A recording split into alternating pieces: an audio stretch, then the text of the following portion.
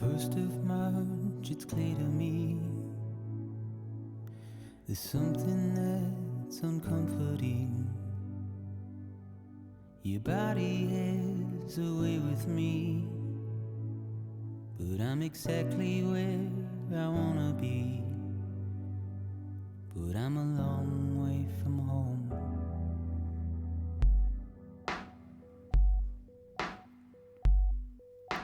I know your voice, I know your face. This is something I cannot replace. Gave me hope and gave me doubt. Well, I loved you then, but I don't love you now. I'm a long way from home. 'Cause we're a long way from home.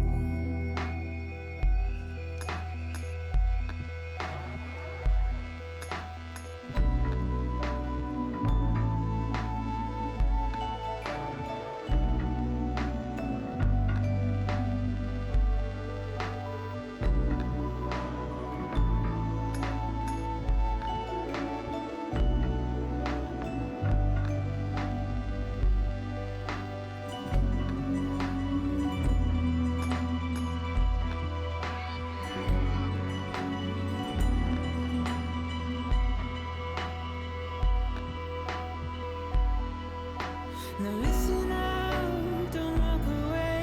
I've got nothing more to say. Can you see it in my dying face? You're acting like I care. Now is there anything that I can do? If there was, would we be singing? But you're a part of me and I'm a part of you. Yes, you're a part of me and I'm a part of you. Yes, you're a part of me and I'm a part of you. Yes, you're a part of me and I'm a part of you.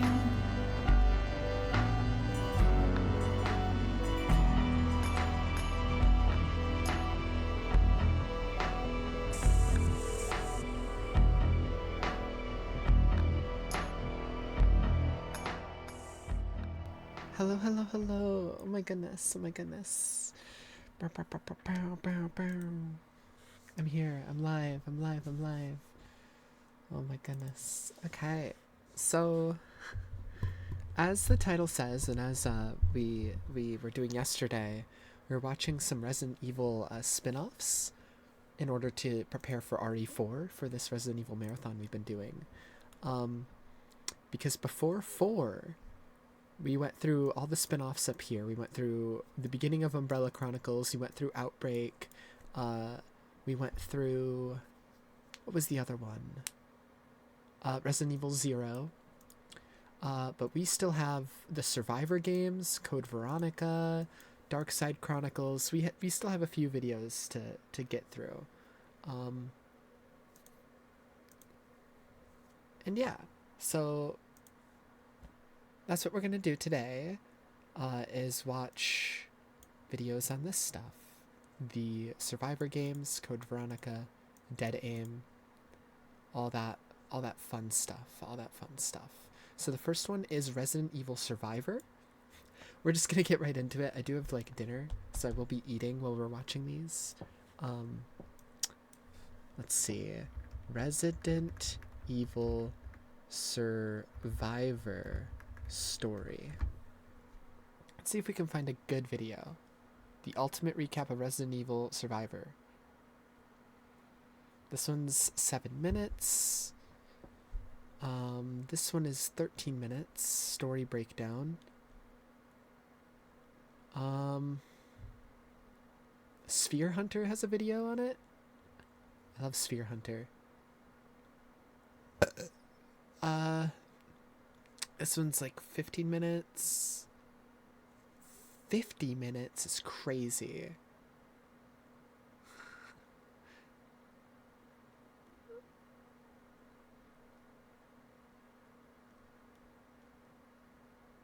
Anyways, what was Resident Evil Survivor? That's what I'm trying to find out. Let's go up here. We're just gonna watch this one, I think. This first one. Seems like it'll be good. Maybe. We'll see.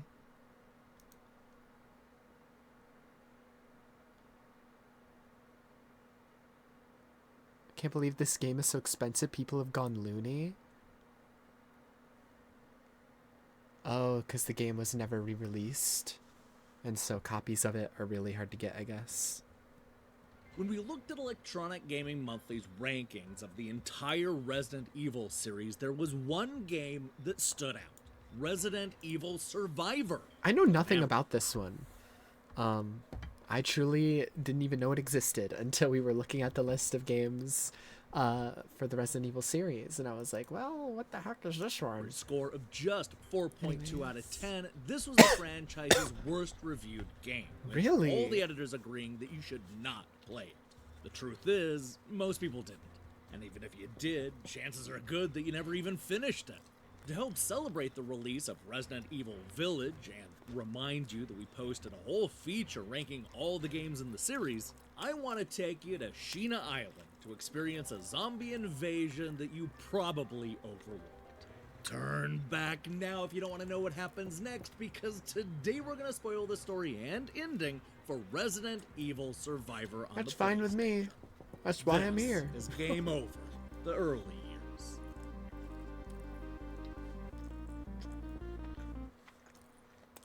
We all know what happened in Raccoon City, but did you know that that was not the only outbreak caused by Umbrella? It's true, and Resident Evil Survivor takes a new character to Sheena Island to discover the rest of the story. Unfortunately, when a mysterious man in a white suit shoots down the helicopter on the way off the island, our hero comes down with a bad case of amnesia. Now, he doesn't know where he is or even who he is, which is especially bad when you're stuck on an island with a bunch of flesh-eating zombies. The plot thickens when the pilot runs into the man in the white suit, who appears to have died after the crash. While searching for clues, he discovers a tag with the name Ark Thompson. Is that the name of the man in the white suit? Possibly, but there's no time for that because a zombie breaks up the investigation and sends our hero on a shooting spree. After escaping to the building, our amnesiac hero discovers an info dump that brings him up to speed on everything that happened in Raccoon City. He also watches a short film about the T-virus, which is probably not the thing that you want to watch after you just survived a helicopter crash. Probably the most important new piece of information comes from a phone call with a mysterious voice who calls him Vincent and accuses him of being a murderer before hanging up. Huh. This confuses the pilot, who openly wonders if his name is Vincent and if he's a murderer. There's no time to think about that, because the military is descending on the island with a helicopter. Their mission is simple: cleanse the entire island any way they see fit. The pilot ends up running into these military guys in the break room, but before they have a chance to kill our hero, that mysterious man from the phone shoots them while screaming. Why are the proportions for the military men Kill our hero. like this? Why are they shaped like gorillas? Why are the military men shaped like gorillas? What is happening here? A mysterious man from the phone shoots them while screaming, "Die, Vincent, die!" This is definitely adding fuel to the fire that our hero's name is Vincent. It was while chasing after the shooter where the pilot discovers a room full of clues, including a picture that somebody took of him. This is all the evidence our hero needs to know that he really is Vincent, which must make him a murderer. But before he can fully wrap his head around that revelation,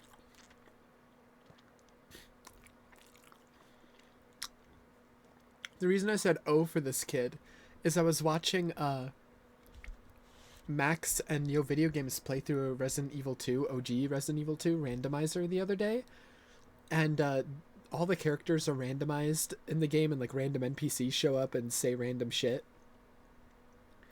And they have NPCs from other Resident Evil games in there as well. And one of them was this kid. And everybody there was like, what fucking Resident Evil is this kid from? Apparently he's from Survivor. a young boy walks into the room and pleads for his life.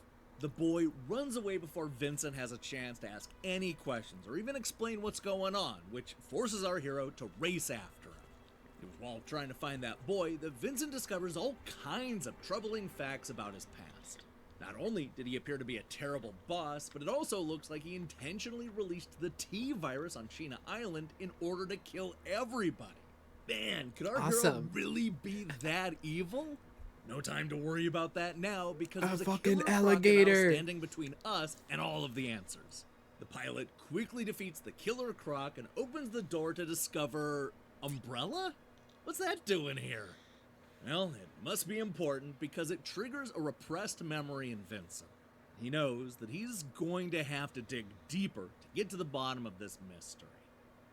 Now, beyond the usual zombies and mutants, the pilot discovers an empty surveillance room that shows that there's a young girl somewhere in the building. He also recognizes that desk, which triggers another memory, this time of him getting into a fight with that man in a white suit.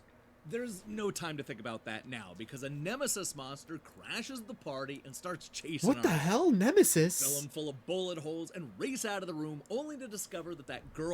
What? We fill up because a nemesis monster crashes the party and starts...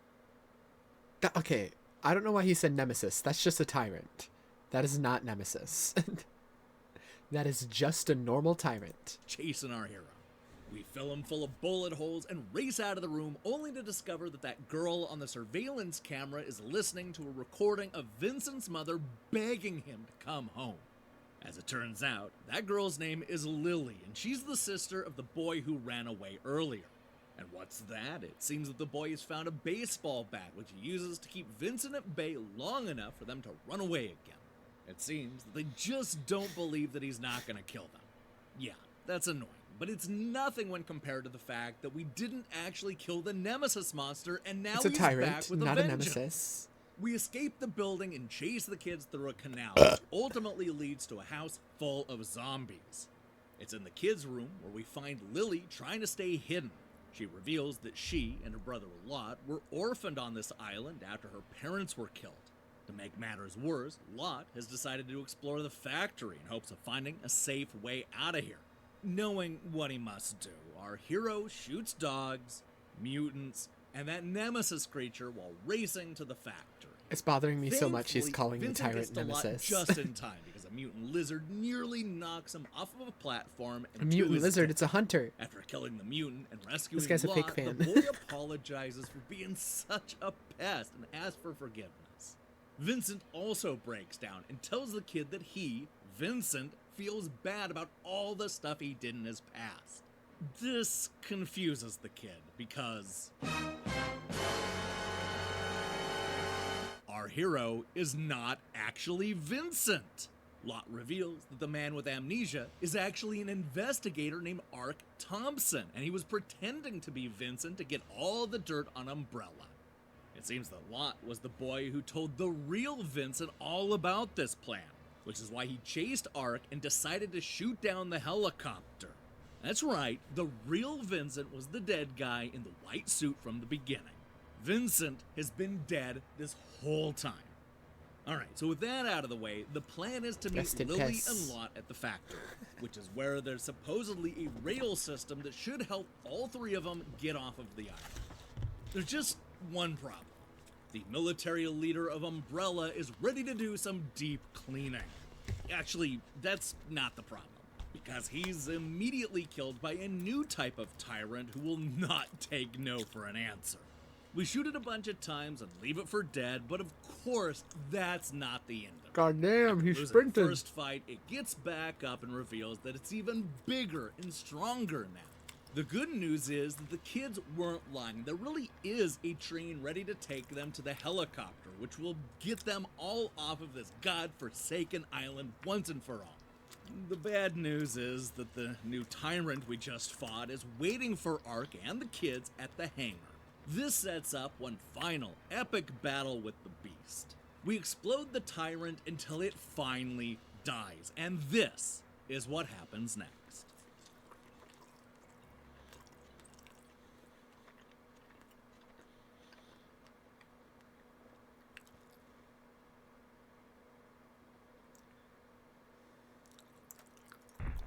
Wow.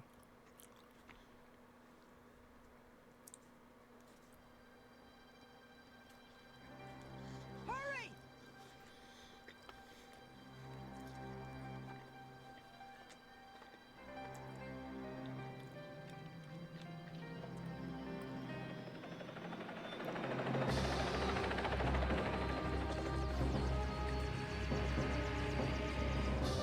Seconds to detonation.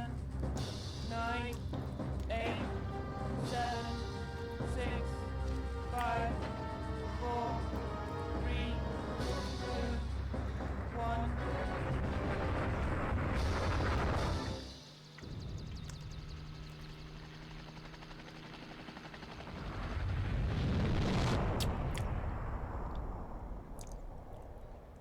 Dude, everything always blows up at the end of these games. We're safe.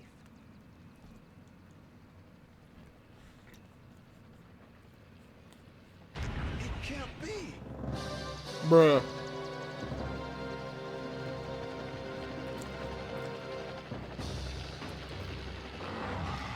Just like push him really hard. Get down!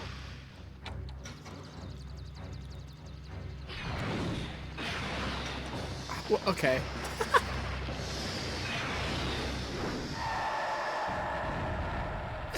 Okay.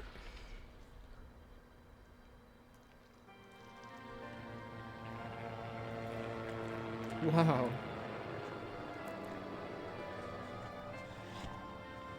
What are we gonna do, mister?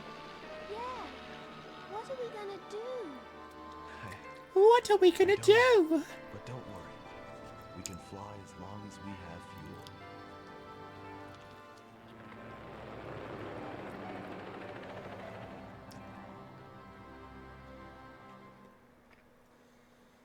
Oh boy, it's easy to understand why Survivor was Electronic Gaming Monthly's worst reviewed Resident Evil game. You know what? I'm here to argue that the ending is actually pretty good. It's obviously held back by the clunky visuals and the limitations of the 32-bit hardware. But aside from that, it's a whole lot more exciting than most of the endings that we cover on this show. It's also really predictable. I mean, who here was genuinely surprised when the tyrant showed up yet again? But you know, predictable or not, I really like this, because it's a nice nod to the start of the game. I mean, Ark may be good at flying, but he's really bad at detecting stowaways. Now, in case you're wondering, a helicopter can fly roughly 250 miles on a full tank of gas. I don't know, that may be a little less depending on if you have a couple of kids with you. I'm not entirely sure where Sheena Island is, but hopefully it's not too far from shore. I would really hate for Ark to go through all of that only to crash in the middle of the ocean and get killed by a shark. Ugh, that would be a really dark way for this terrible, terrible game to end. Hey, thanks for All watching right. this episode of Game Over. So, seems simple enough. I feel like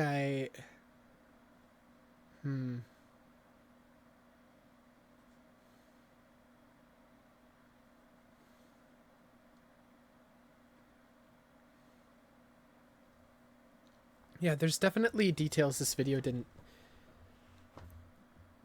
give. I should probably watch a longer one, because this person's like saying details that just I didn't know. You know? Sheena Island's near Europe. They eventually land somewhere in mainland Europe. Ark is a US agent sent to the island by his friend Leon. Like, what the hell?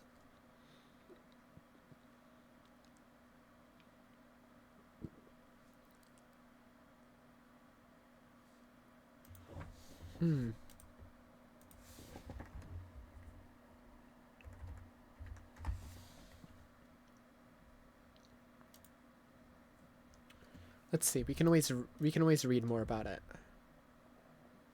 Designed to be used with a light gun.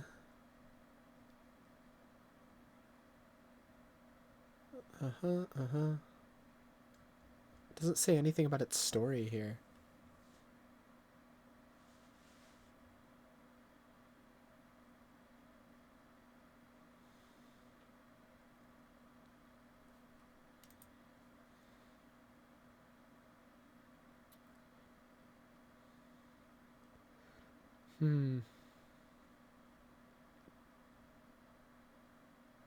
It's around November 1998.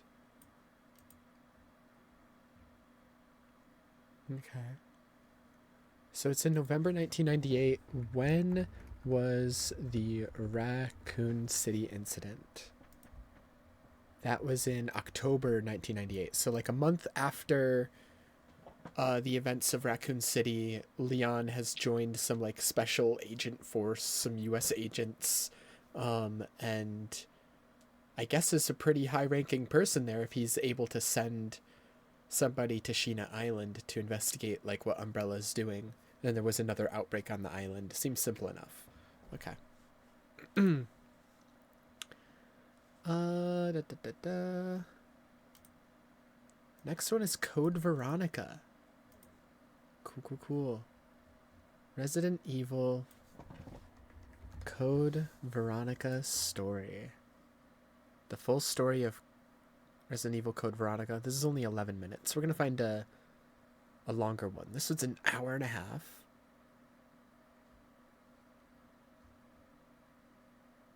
So obviously this is Claire, right? Yeah. Because she has that jacket. Yeah.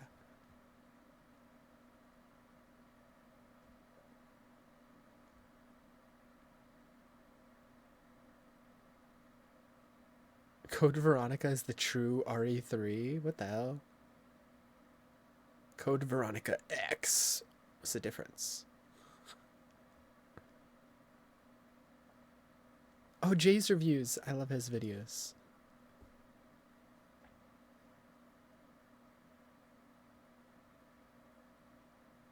I hear a lot of people wish they would remake Code Veronica.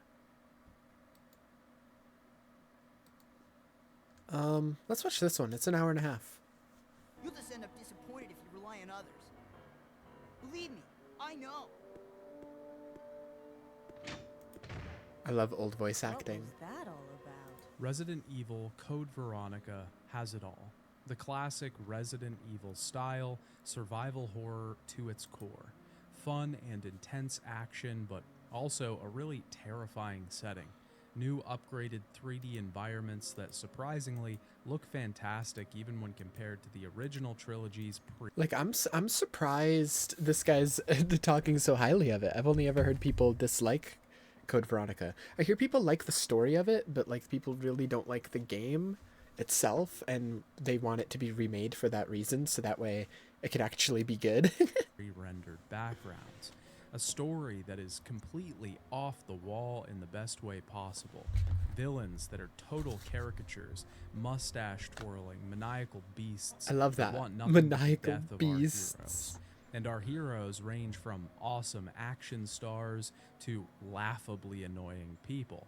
And I say those things with love, because Code Veronica's narrative is just so fun. And even when it isn't goofy and over the top, the new background information provides quite a bit of intrigue to the overarching story of Umbrella. The game also has some of the best cutscenes the series had seen. So I'm assuming far. this is like looks beautiful. About Claire going to Europe to look for Chris, because that's where we hear she goes after RE2, as she goes to Europe. Its new setting shakes things up and makes the formula of the series feel fresh, and the story is just a great time. That being said, the game isn't without its faults. Some of the mechanics drag the game down if you don't know what you're doing. It can be very easy to back yourself into a corner, even easier than previous games in the series. The true experience of Code Veronica is almost hidden behind a second playthrough. What the fuck? He's literally downed and he can still punch you? That's so fucked up. Despite the drawbacks, though, I still do not hesitate to call this game a masterpiece. Those flaws don't ruin the game, they merely prevent it from achieving perfection. And I know this game is a contentious entry in the series, so maybe I'll get some hate for loving this game as much as I do. But playing that's the reason I'm watching your video. I love watching videos from people who love the games they're talking about. I don't want to watch a video of just someone complaining about how shit the game is. This game for the first time, it just appealed to me specifically so much. I love its setting. Because someone who loves the game will make a video that goes over every detail of it. And like, loving detail. Someone who doesn't like the game isn't going to do that. They're not going to put as much effort into their video. Design, its wild story, its soundtrack, its mechanics, its enemies, Code Veronica is truly an amazing survival horror game. So that's what I'm going to be talking about today. I'll be taking a look at Resident Evil Code Veronica, talking about gameplay, mechanics, story, and everything in between. If you haven't seen the previous videos in the series, I would recommend checking them out now. I will be spoiling some of the events from the first 3 games, so be warned.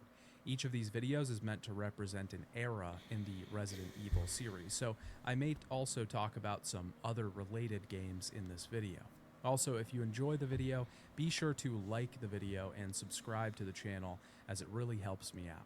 You can also support the channel over on Patreon. I've been reviewing the Resident Evil movies over there, and I'm currently on the 3rd movie, Resident Evil Extinction, so be sure to check those out. I'll probably just Hey, watch Dad, the it's me, movies your off favorite stream, son, and today because I'd I like to obviously talk can't about really cover Resident those Evil on stream, Code their movies. Veronica. But yeah, By the time that Resident Evil 3 I'll watch the Nemesis canon had ones, released for at the least. PlayStation 1, development on Code Veronica was already well underway. The team at Capcom was attempting to port Resident Evil 2 to the Sega Saturn. They eventually realized this wouldn't work because the game's quality would suffer from the system's limitations. Because of this, they decided to make a new game for the Sega system as a way of apologizing for the lack of a port and reaching that market. And as the game progressed, they needed more time, which meant the Dreamcast would have to be the home for this game. This allowed the team to shirk the limitations of the Saturn and develop something with far updated graphics. From what I can tell, it seems like Code Veronica was meant to be a spin-off throughout the entire development. Yoshiki Okamoto, a supervisor on Code Veronica, said in an interview that Veronica was actually Resident Evil 3, but he was really just referencing the fact that this game takes place after Resident Evil 2, therefore it is a direct continuation of that. Yeah, if you go by time sequence, Veronica's Resident Evil 3. Yeah.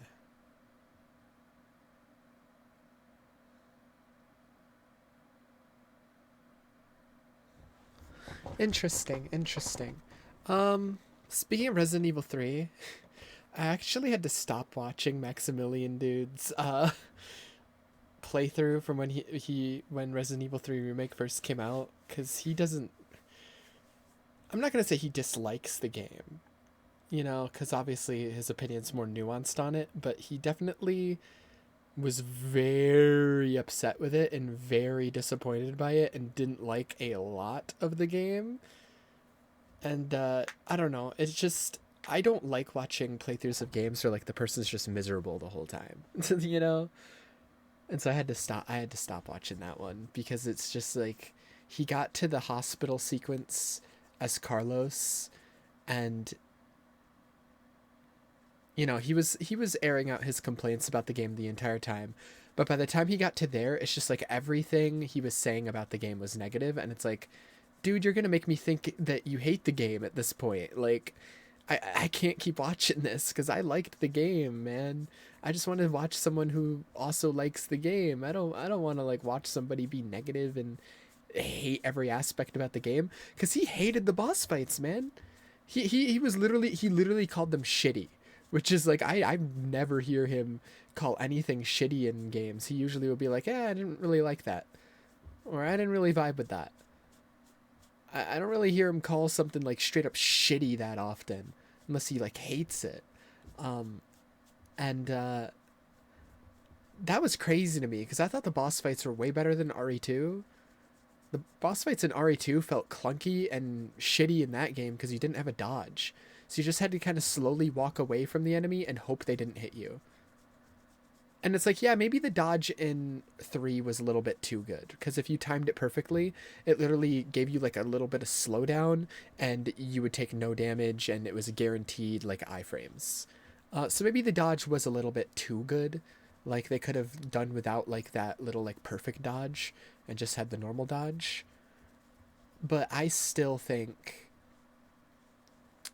that it was perfectly fine.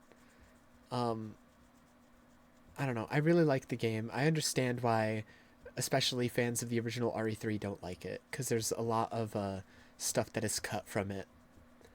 But, you know, that's why I didn't give it as high of a score as RE2, but I still really liked it. You know?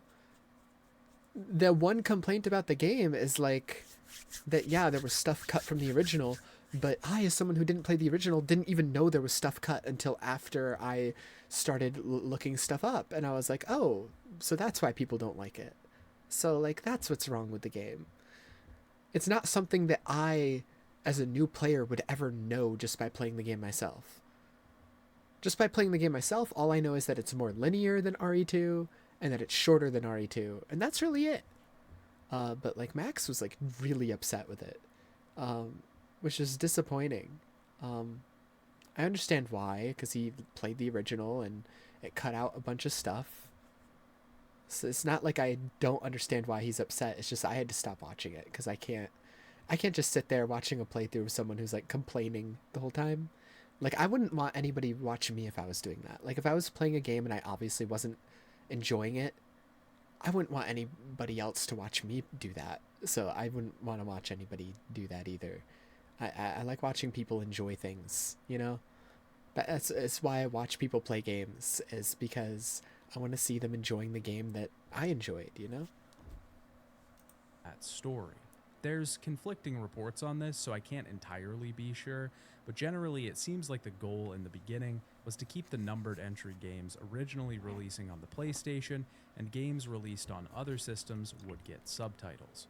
The biggest goals with Code Veronica, according to director Hiroki Kato, were incorporating a camera that was more free and less fixed, but also using the Dreamcast to their advantage and giving the character models detailed face animations. Kato had been a system planner on the first Resident Evil game, but was given the role of director on Code Veronica. He was heavily focused on scaring the audience, partly because games had I need to put up stopped scaring him after working the rest on of the Resident Evil series. VODs The on game my had a lot YouTube of later. issues during development, and I because keep forgetting Code to do Veronica that. was a I have bigger like the task, I have like rehauling the not even formula all of the series, RE2 ones. I they think I had have to like the first outsource a lot of the 3 development. RE2 ones. There's one Flagship, more. an independent And then company that was obviously started by RE3, Yoshiki Okamoto, and then these helped two develop the spin-off scenario. They had recap previously done streams. work on Resident Evil 2. Nextech and Toze were responsible for the technical side, polygons and stuff like that. The art direction and story were done by the team at Capcom. Resident Evil Code Veronica was released on February 3rd, 2000 in Japan, March 28th, Why is it called 2000 Code in Veronica? North America, and May Why is it called 26th, that? 2000 in Europe, all for the Sega Dreamcast. Of course, it's Resident Evil, so this comes with the caveat of multiple different versions of the game across many platforms. Technically, the only platform to get this original version of the game was the Dreamcast, because one The rest year got later, Code Veronica Capcom X. would release Code Veronica X. Yeah. This version of the game added some extra cutscenes and story content, which we'll talk about later. The game was also ported to PlayStation 2, GameCube, Yeah, back when there and weren't PlayStation updates or 3 and DLCs, so you just had to Xbox keep 360 re-releasing the stores game. Kingdom digitally. Hearts would do the same thing with the Personally, final I mix preferred versions of the look games. of the original Dreamcast version. There was an HD remaster of the game that was also released in September of 2011. I really do not like the look of this version, and since the version that I liked the best was the original, it seemed only fitting that this was the one I played. Okay. Most of the footage in this game will come from the original Dreamcast version of the game, but don't worry, we'll talk about the altered and extra content from the X version of the game later. Good. Resident Evil Code Veronica begins with a text crawl. The Star Wars American style. These Midwestern words town recap Raccoon City has been completely decimated due to the T-virus outbreak. That was instigated by the internal the corporation events of Umbrella. Resident Evil 2 and 3, mostly. It focuses on Claire, since she will be the main character for this entry. We jump ahead 3 months later as Umbrella helicopters are flying to Rockfort Island. Claire has been captured and is being processed. She's knocked out with the butt of a gun and loses consciousness. 10 days ago, Claire infiltrated the Paris Umbrella lab looking for her brother Chris. This is part of the reason that I love Code Veronica so The Paris Umbrella Lab. This is where they made Nemesis, because they mentioned that they brought Nemesis over from France. Finally follows up on a question that the series feels like it's been asking for a while. Where is Chris Redfield? In Resident Evil 2, we're told that he left to track down Umbrella's HQ in Europe. In Resident Evil 3, we see him moving around and staying out of sight, still on the trail of the evil pharmaceutical company. And we haven't truly seen the character physically present in a game since the first Resident Evil. In Code Veronica, we're finally gonna get some answers.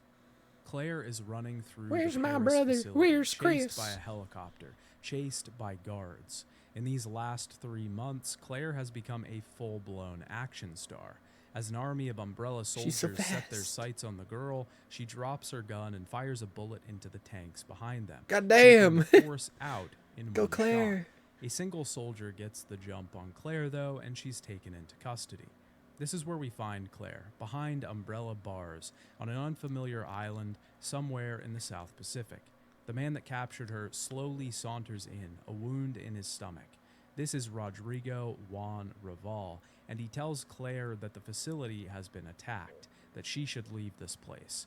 Rodrigo isn't sure who attacked, all he knows is that their troops have been wiped out. Rodrigo passes out before he can say much else, and with our freedom in hand, we can leave this place. Before we get too deep into the story of Code Veronica, we should probably talk about how the game plays and what changes it makes in terms of the series. The bones of Code Veronica are firmly set in the Resident Evil series. The game is survival horror. We use weapons to fell zombies and BOWs. Ammo is limited, feeding back into the horror that the game presents. We use and combine herbs to restore our health or get rid of our poison, and we search for key items and solve puzzles to continue forward. Much of the fundamentals haven't changed, except you'll note that I omitted one thing from that brief description: fixed camera angles. And that's because the camera, technically, isn't always fixed in this entry. Code Veronica makes one huge change to the series in that it ditches the pre-rendered backgrounds that the original trilogy had. In its place, Code Veronica introduces a full 3D world, with modeled items making up the environments rather than static images. This enables the camera to move with the character at certain points. Sometimes we'll be walking across an area and the camera will track our character, or it will swoop across to another fixed point as we enter a new side of the area. This doesn't mean that the camera always follows this style. Sometimes the camera sticks itself in one spot and doesn't change until we move out of that area. Obviously, the previous games it's reminding me a lot of the capable camera in making like this upgrade the because early you Devil May can't Cry change games. the perspective on a scene that relies on a static background. Now, this changes the feeling and style of Code Veronica in a drastic way. The static cameras of the previous games lended themselves well to horror. It felt as if we were observing the scene from a distance, as if cameras had been placed around a facility and we were watching and controlling the action as it unfolded. Now that the camera moves, it feels a bit more cinematic, combining film with the interactivity that games provide. In the case of Code Veronica, this change lends itself well to the narrative. Code Veronica places more of a focus on its story, probably more than any other game in the series so far. The 3D backgrounds also just look fantastic. I love the modeling style of this era, and in terms of actual fidelity, it is a step up from the previous games. Whether you actually prefer pre-rendered backgrounds or full 3D environments is entirely up to you. In my opinion, they both have their strengths. Pre-rendered backgrounds can look beautiful, and the images used in the first 3 Resident Evil games were incredibly detailed, but the 3D backgrounds also allow the camera to shift scenes and change positions without the awkward loading pause that we had in previous games. Since changing perspective requires loading in new images, we would get a slight pause when we move to a new scene within the same area. In Code Veronica, we don't have that, which makes things a whole lot smoother when it comes to exploration and combat. One thing that Code Veronica doesn't get as right as the previous games, I feel, is just how impactful the guns are. In particular, the M93R and Glock 17 pistols just don't really feel like they pack a punch. The fire rate has been increased quite a bit from the PlayStation 1 games, giving us more freedom to let loose a full magazine into zombie heads, but the bullets themselves don't feel like they do as much damage. This goes for the crossbow handgun as well, something that we'll use a lot in Code Veronica just because of how much ammo there is. This thing really feels incredibly weak though. It takes a ton of bolts to even get an enemy down, let alone kill them. That's probably why they This give you is a lot of ammo offset for just it. by how many weapons we can get in Code Veronica though. A new addition to the series are dual-wielded weapons. While we can't Cool. select specific weapons to store in each hand, we can pick up certain weapons that can be dual-wielded. The Ingram and M1000P in particular. When using these weapons, we can shoot at 2 enemies at once, or focus on one enemy based on the distance between us and zombies. Using these things is just so much fun, and once again creates a cinematic feel, specifically something from a B-action movie. Director Hiroki Kato stated that the introduction for the game was inspired by The Matrix and John Woo films, and it feels like we can see some of that in the game itself as well. Code Veronica I've still also only ever has seen the first upgradable Matrix, weapons, just because a I heard that magnum, they a shotgun, get a worse sniper as rifle, a they grenade go launcher, on. and an assault rifle. It's like just that for in a its lot of like iconic like movie franchises where it's like I got into them long after their peak popularity, and so I was I was able to like, I don't know, already know which ones people like and don't like. And so like for the Aliens movies, I've only ever seen Alien and Aliens, and I refuse to watch any after that because I've heard that they're not good. What's another one? Terminator, only seen the first 2, and then Matrix, only seen the first one. And it's like, because I got into like all these like iconic IPs much later than everybody else did, I can like look at like the fans of these series saying like, man, they should have just stopped after the first movie. They should have just stopped after the first couple. And it's like, okay, then that's where I'll stop. I just won't watch past the first 1 or 2. campaign. This offsets the lack of impact in the main weapons. I don't just need a to bit, experience the though I do disappointment think everybody weapons else like did. The AK-47 leave a lot to be desired. Code Veronica's biggest changes, though, are in enemies, story, and various mechanics that the game will introduce as we get through its runtime.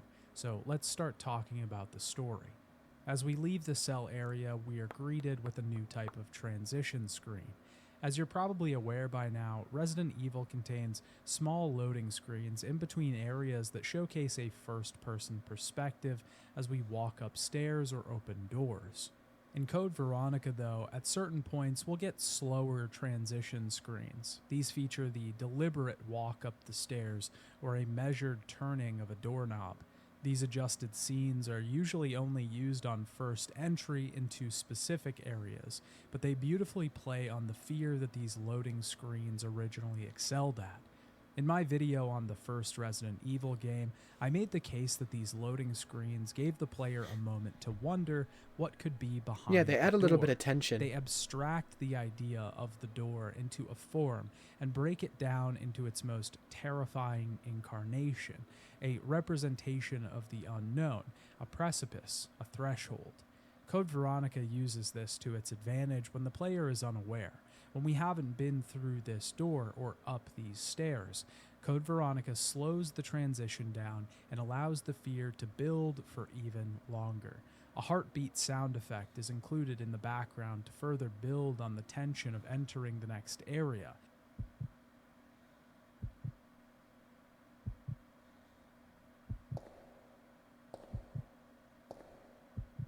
Is a horde of zombies waiting for us on the other side?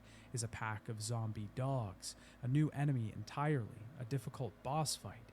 We aren't sure, but the choice to enter has already been made. There's certainly no turning back now, no room for cowardice once the line has been crossed. And because of this, the developer can torture the user as much as they'd like by increasing the fear that we experience. As we exit out of the cells, Claire finds herself in a nearby graveyard. A crashed truck that we pass by when entering the area explodes, letting out a briefcase that's now encased in flame. This is something we'll have to come back to when we have the necessary key items, but the preceding explosion has awakened the zombies in this area, and since we're only armed with a knife at this point, we need to leave quickly. We're dropped into trouble just as quickly as we get out of it, though. Claire is immediately shot at by a turret and is forced to take cover. As soon as she returns fire, Steve, the man controlling the turret, realizes she isn't a zombie and comes down to introduce himself properly. Wait right there. I'm coming over. That is And with not the voice I thickest expected. Canadian accent ever, straight out of Degrassi: The Next Generation, we meet Steve. That little misunderstanding. But I thought you were another one of those monsters. Shut up. Yeah, that is the thickest Canadian accent I've ever fucking heard. Sounds like a cartoon character. I was sorry. Steve said I was immediately sorry. begins hitting on Claire and tells her that he was What a the prisoner hell? here too.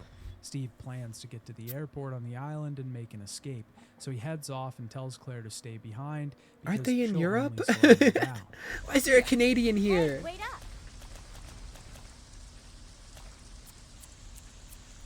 I don't want you following me, lady. He He'll only sounds slow me down. ridiculous. Now, a lot of Resident Evil only fans slow me fucking down. hate Steve, and honestly, I get it. Steve is whiny, he's kind of a creep, and he makes our lives infinitely harder. If Steve wasn't such an idiot, Code Veronica would be a much shorter game. So I understand why people dislike him. Damn, but, L. man, Steve. I love Steve. Oh, never Steve mind, is he so loves Steve. stupid and dumb, and his voice acting is over the top. It just makes for some really great moments. I'll dive deeper into He's so his character stupid as and the arc goes on, dumb but and I just wanted to useless establish and earlier that I will trash and- not be and boarding the ugly. Steve hate train. As we leave this area, we're introduced to the first section of the game, the prison. The prison is mostly marked by its unfeeling structure. Most buildings are constructed from deteriorating wood or simple brick. Little decoration will be found here. Everything outside of a few distinct areas is crafted with the goal of utility. Torture devices and bloody instruments abound. Lovely. As Claire makes her way through this place, we can enter the barracks nearby to find the diary of a prisoner. The prisoner had befriended another inmate named Bob. Bob used to be an attendant to the head of this island, a man named Alfred, but Bob made a tiny, unnamed mistake and was placed here. The prisoner eventually realizes that Bob and the other prisoners have been taken away to be experimented upon, and he knows that he's next on the literal chopping block. Exploring this place, we're attacked by a zombie through a glass window. Oh, yay. This enemy luckily has a pair of M1000Ps on him that we Convenient. can take and dual wield. Claire makes her way into a nearby building that has a metal detector. If we don't place all of our metal items in the storage box before entering, the facility will be locked down and we will not be allowed entry. Upon heading through, we find Steve accessing a computer. He's found Chris Redfield's name listed in the database and asks Claire about her relation to him. Chris is on the computer because he's being surveilled by Umbrella. She wants to send Leon the information so that he knows Chris is being watched. Steve makes the suggestion that Claire should call her brother here, and then there's a Hold on. really... She wants Chris Redfield's name listed in the database and asks Claire about her relation to him. Chris is on the computer because he's being surveilled by Umbrella. She wants to send Leon the information so that he knows Chris is being watched. Okay, so she's still in Steve contact makes with the Leon. suggestion that Claire should call her brother here, and then there's a really weird interaction. Why don't you send your brother the coordinates and ask him to come help? Thanks. I'll do that. Hey, I was just kidding. There's no way he could get here, even if he is your brother. Yes, he can. I'm sure of it. No way. He won't come. You'll just end up disappointed if you rely on others. Believe me, I know. Okay. Okay, man. What was that all about? That's what I'm Apparently, saying. Steve has a bit more baggage than we can tell right now. What the But fuck's he's up with gone, that so guy? That's for later. In this room, we can The find hell a is Hawk his emblem that we'll need problem? to leave the prison proper. There's only one issue. We can't get it through the metal detector. We actually can't take any of the ammo that we find in here either because it'll set the detector off. To get around this, for the Hawk emblem at least, we have to grab a fire extinguisher and head back to the crashed truck. We can put out the fire and open the briefcase, which gives us a sample of TG01. This was an experimental substance that the lab was working on, something that held similar properties to metal, but could be passed through metal detectors without setting them off. It seems like this was being developed for weapons applications. I'm sure you can imagine why being able to get a gun through a metal detector would be useful to the right people. We can head back into the lab and make a copy of the hawk emblem with the TG01 material and use it to head to the bridge. The bridge will connect us to the next large area of the game, the palace. Entering this building, we're greeted with a new style for the series. Code Veronica has traded in Resident Evil's mostly American environment design and building structure for a Gothic European theme. I personally love this change, and I think it gives the series a fresh coat of paint. Not only that, but you'll also see that it fits this entry's themes and story very well. It also ends up making the first trilogy feel like a separate thing. This game isn't trying to retread the same old ground, but to carve out its own path. Rather than stepping on the legacy that those games have already made for themselves, go somewhere new. A lot of the soundtrack reflects this as well, songs that have a booming sort of echoing feel, as if they're being played in a space with massive vaulted ceilings. You can hear the songs in the room rather than in your speakers. The Palace of the Insane is one of my favorite tracks. It's this slow, atmospheric build and swell to a crescendo that never comes. Anticipation without the payoff.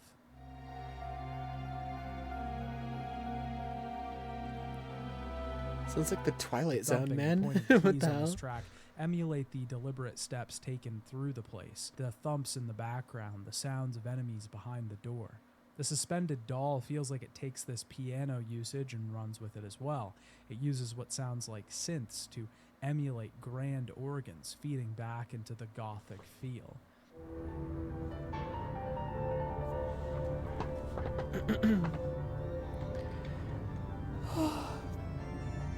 I already napped The so save much room today theme and I is still one of my feel tired. favorites in the series, This is though. ridiculous. While the first three games had save room themes that felt like they were relieving the tension for a moment, they also kept that horror and intensity in the background. There was still a fear in these tracks, something sinister was lurking beyond. Code Veronica feels like it does actually give you a moment of relief, the track being titled just that.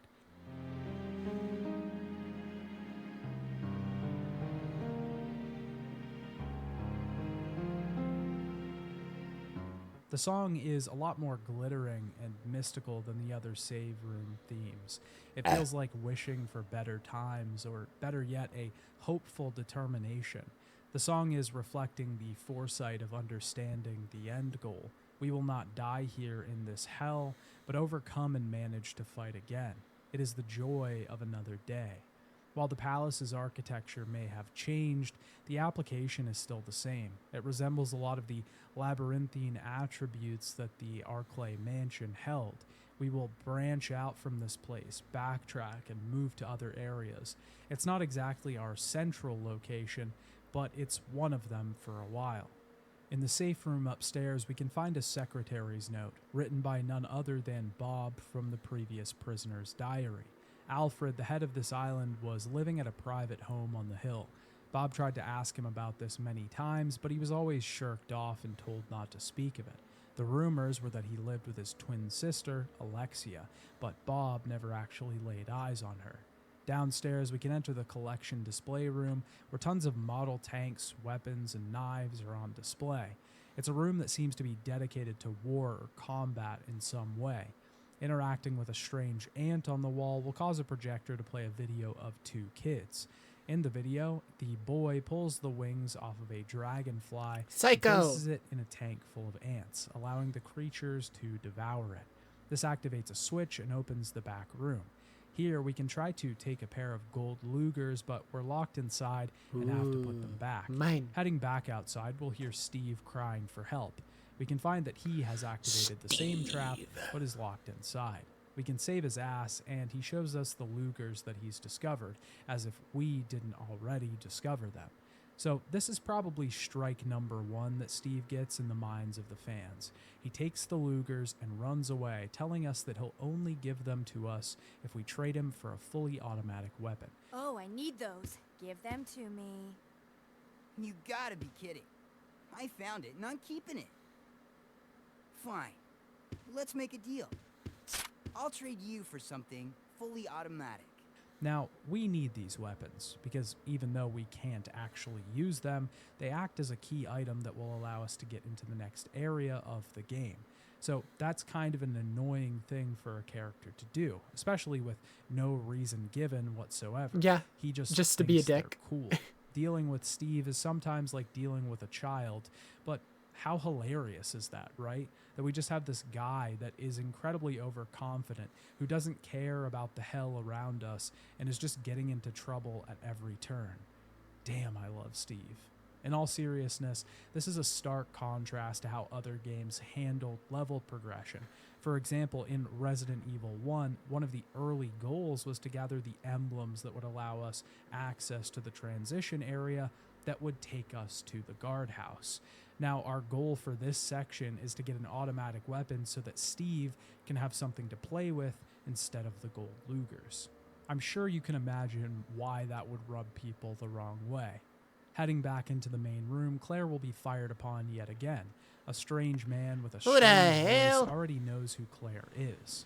I have no idea what you're babbling about. You don't fool me!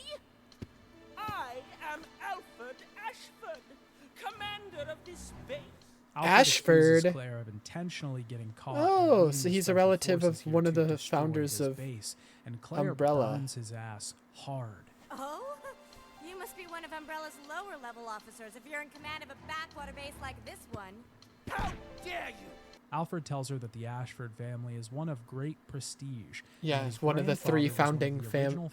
founders of Umbrella. We already knew that. He Edward keeps trying to Ashford. get answers out of Claire, but as we know, Claire doesn't know anything. But Alfred is ready to play some games with So that's Claire, why he's treating such a her as high-ranking rat in a cage person. until he's done. We can head outside and use a boat wheel that we found earlier. Because his to family is activate a literally one of the submarine three that founding will allow us to head families. to the airport and possibly leave this place. In the submarine, we get access to a supply pack. Which that will video give us yesterday 2 extra confused me because they inventory called slots, him Edward something that's Ashcroft in that already video, and I dearly was like, needed, what? even this early in the He's game. related to We can Grace? investigate the airport a bit, No, which no, has also been not at overrun all. with zombies at this point. But our main goal here is grabbing the biohazard card, which will allow us access to the military facility outside of the palace. Heading into this area, we're attacked by the Gulp Worm. The we can what? actually just avoid it as Claire, though it The will gulp. be a thorn in our side when we're trying to get from area to area. The thing burrows underground, blasts out of the dirt, and if we're hit, we'll take a decent amount of damage. Heading into the facility, we can find a bowgun, gulp which, as I worm. said before, is a pretty limp-wristed instrument of death, but it works when we're in a bind. We need to get a passcode for a nearby room that's on lockdown, but the only place we can get that code is from inside of the room. I on a feel so weird painting right of a now. Like I have a skeleton in lot the of. back. We'll have to figure out feel some other cold. way to see inside for now. One gripe that I do I feel have like about cold Code and Veronica shaky. is that it doesn't have any dynamic puzzle solutions. Resident Evil 3 introduced these and used them throughout the course of the game, meaning that a lot of the puzzles would have different solutions.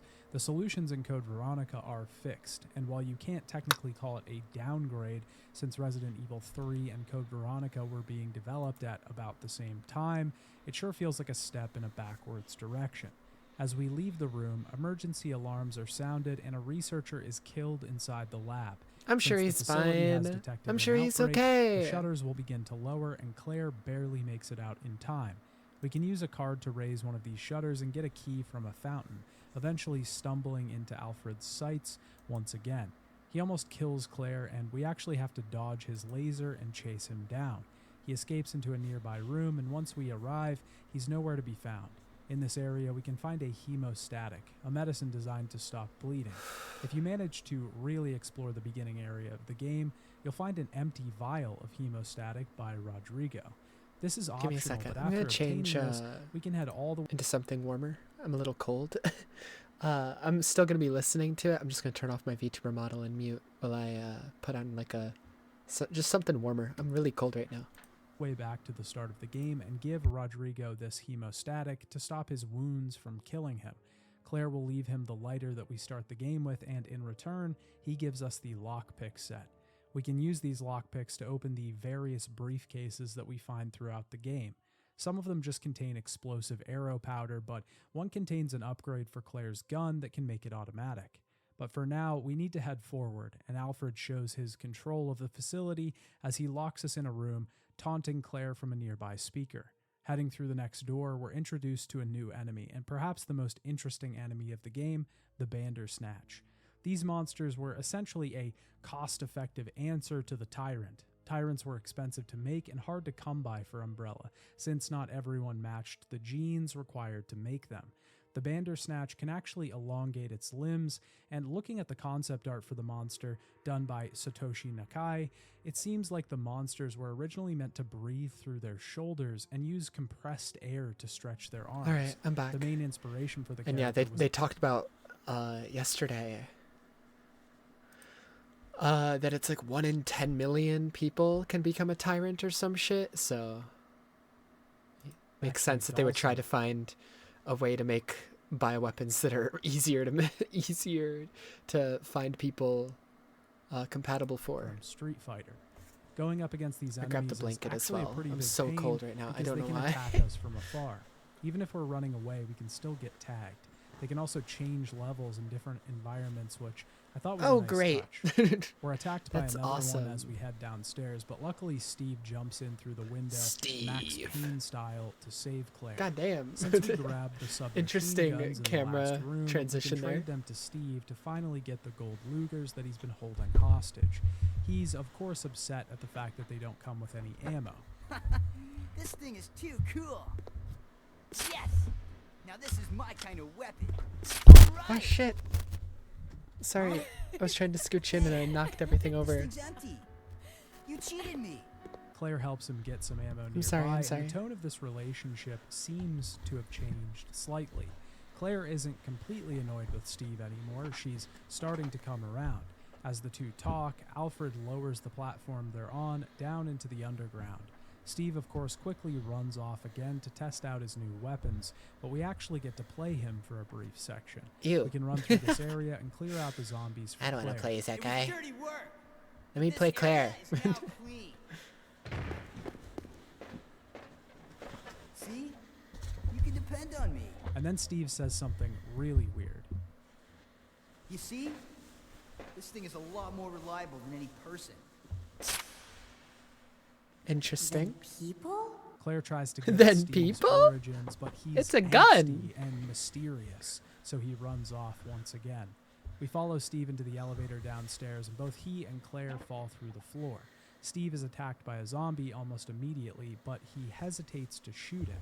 That is, until it comes after Claire, and pretty quickly we find out why he won't shoot this specific zombie in the funniest way possible.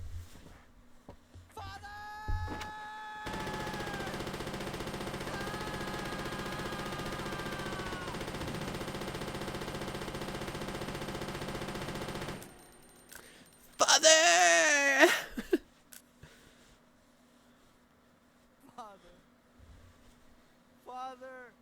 Father!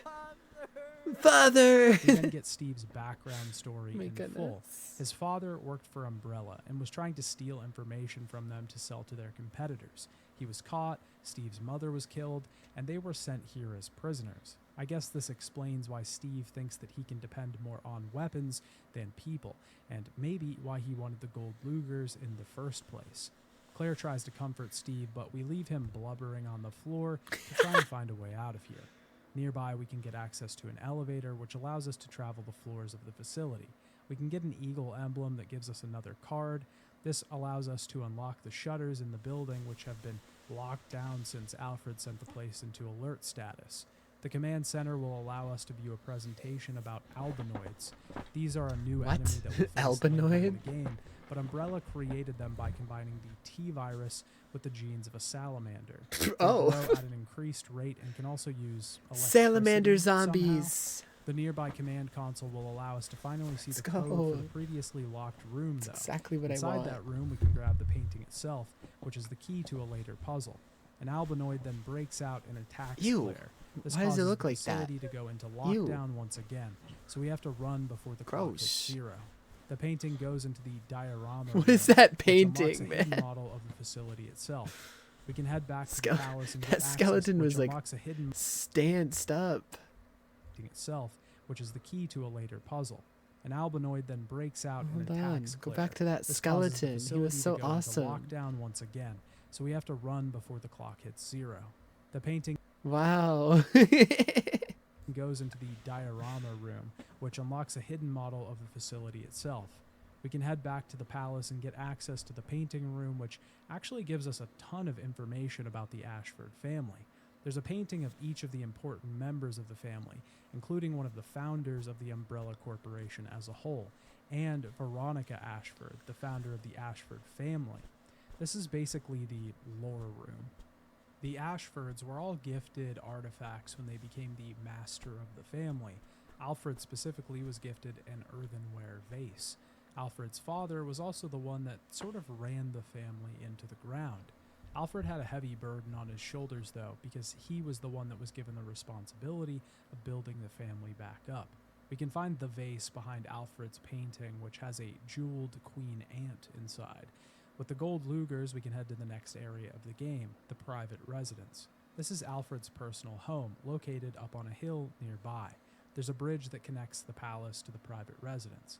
And it's worth pointing out how damn good this shot looks. As we walk up to the house, the fog rolling in above the steps, the foliage pushing out of the sides, the lightning off in the distance, it just looks great and sets the tone for the place we're about to visit. This place holds some knowledge and some reveal that we aren't ready for. As we enter the house, a group of Bandersnatches are ready for us. The house itself is a gaudy, over-the-top, covered in velvet residence. You can see the excess on the walls and decorations, a huge juxtaposition from the prison and the bunks that we start out in, where the patients and test subjects are held. Climbing to the top of this building sees swarms of bats attacking us. Luckily, we can fend these flying enemies off by equipping the lighter. Once we get to the top, we can listen in on a conversation between Alfred and his sister Alexia. She is demanding that Alfred revive the family as fast as he can. He plans to seat Alexia at the top. Both of them repeat their relationship over and over again, saying brother and sister at the end of every sentence.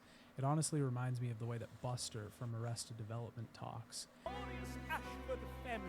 Do not worry, brother. Hey, brother. We can head back to the palace at this point to get the Eagle plate and find a note to see that Hunk was working with the Ashfords, transporting an experimental BOW to their facility. This is where we can head back and get the lockpick from Rodrigo, but also use the Eagle plate to access another area of the prison facility. Another weakness that a lot of people point out in Code Veronica is its backtracking, and this is another point that I will agree on. It does feel like we often have to retread old ground in Code Veronica, and sure, that happened a lot in the first 3 games as well, but I think Code Veronica just has quite a bit more of it. It's also worsened because most of the game is split up into 2 large areas, and the game is a bit longer than the previous entries. But in the end, we head to the residence, back to the prison, back to the residence, over and over. It just crosses the line to becoming a bit too much.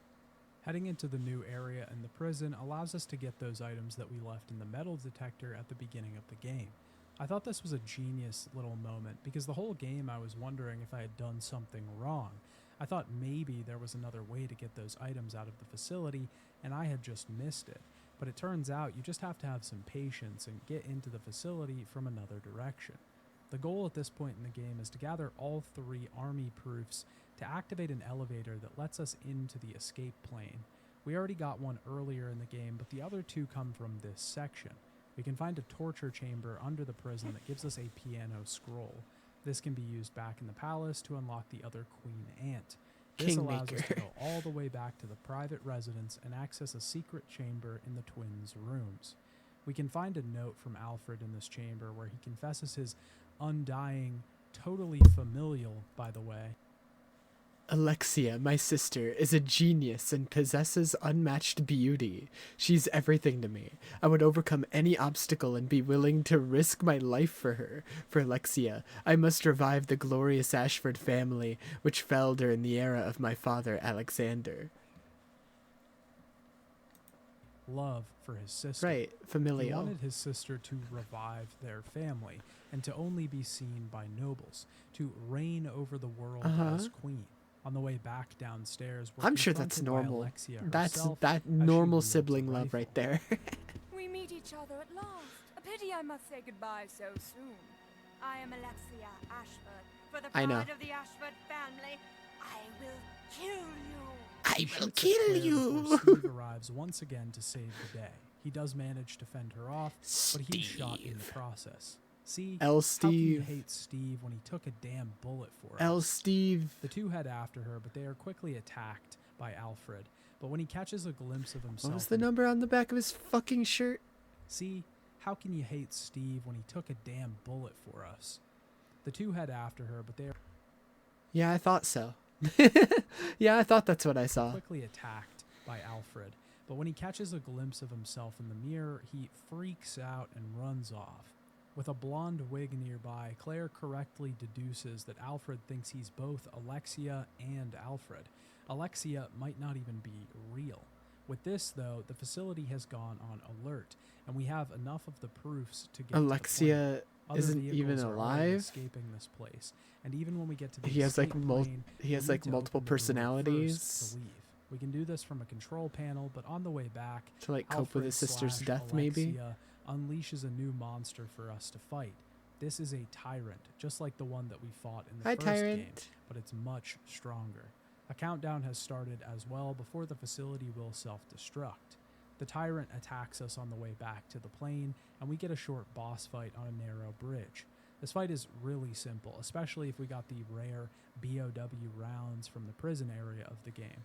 These do way more damage than normal, but there's only a few of them. And he can We still get hit you back when to he's the plane, stunned. That's which Steve crazy. pilots out of Rockford Island.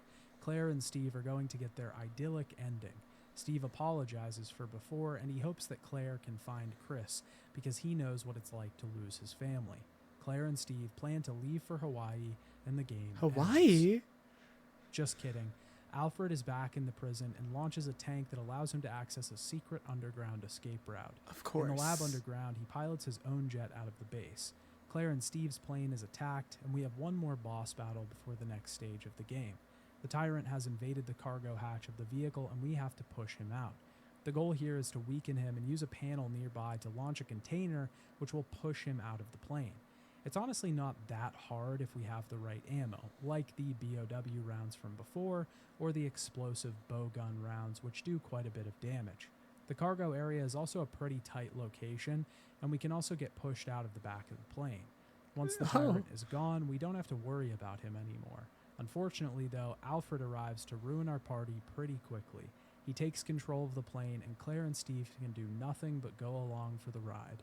The two of them pass out as the plane flies on autopilot, and there's this odd sort of romantic scene with this glittering track in the background as Steve tries to sneak a kiss while Claire is sleeping. What? The two pretty quickly realize that. Okay, never mind. I know. I get why people hate this guy. Nope, I'm on the This is hate another one train. of the FMVs in this I'm game. It on the just hate looks train, man. absolutely insane for the time. Fuck The facial Steve, that's animation on the fucking characters looks weird. great. The way the plane crashes into the building, the rubble falling, it's fantastic. In general, Code Veronica has had quite an upgrade in the cutscene department. Hell, even one of the first cutscenes, when Claire is sitting in her cell waiting for Rodrigo to walk in, you can see her eyes shaking. The detail here is just insane for the time. As the two crash into this facility, this marks the end of the first half of the game and the moment where the game wants us to switch to the second disc. Claire and Steve wake There's up and two escape the discs? crash That's plane, crazy. with Claire falling into Steve's arms. After their slightly romantic moment, they decide to split up and find a way out of this place, or figure out where they even are in the first place. This is actually an Antarctic research facility operated by the Umbrella Corporation. This is effectively our underground base for this entry. We quickly learn that this facility was established undercover by Alexander Ashford, the son of Edward, who founded the company with a man named Oswell E. Spencer. Spencer and There was a Edward third had one. found the progenitor virus, or the original version of the T virus. Who was it, that led to their Marcus? research. The T virus was just The a guy from variation of the RE0. progenitor. He was the third Alexander founder. planned to use this secret Antarctic facility as a way to continue his research, and he codenamed his project Veronica after the founder of their family. He even had a room built and commissioned after the Arclay Mountains mansion so that he could retain his memories of the place. In a hidden compartment of the safe room, we can find a locker where a rat is making noise and jumps out when we arrive.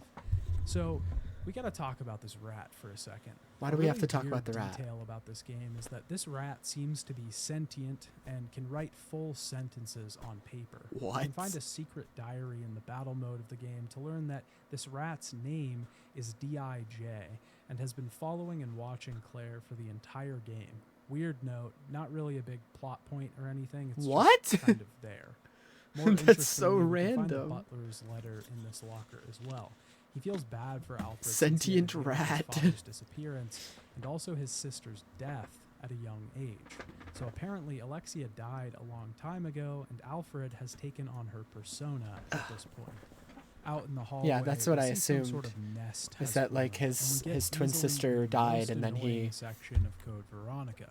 This developed hallway like is this full of weird moths, multiple and these moths personality will where attack he us, thinks he is planting her. eggs in our back. These As eggs like a will coping hatch mechanism. even if we leave to the next room, which is a pretty damn cool mechanic for sure, but when this egg hatches, we're poisoned. Now, there's a pot full of blue herbs nearby that we can use to cure our poison, but it's in the same hallway as the moths. So as soon as we exit, we get attacked again. The only course of action here is to kill the moths, but they just respawn as soon as we leave the area. It's an incredibly annoying mechanic to deal with, and it's only worsened by the fact that this hallway is directly outside of the safe room, meaning that we'll have to return here many times before this section of the game is done. Lovely.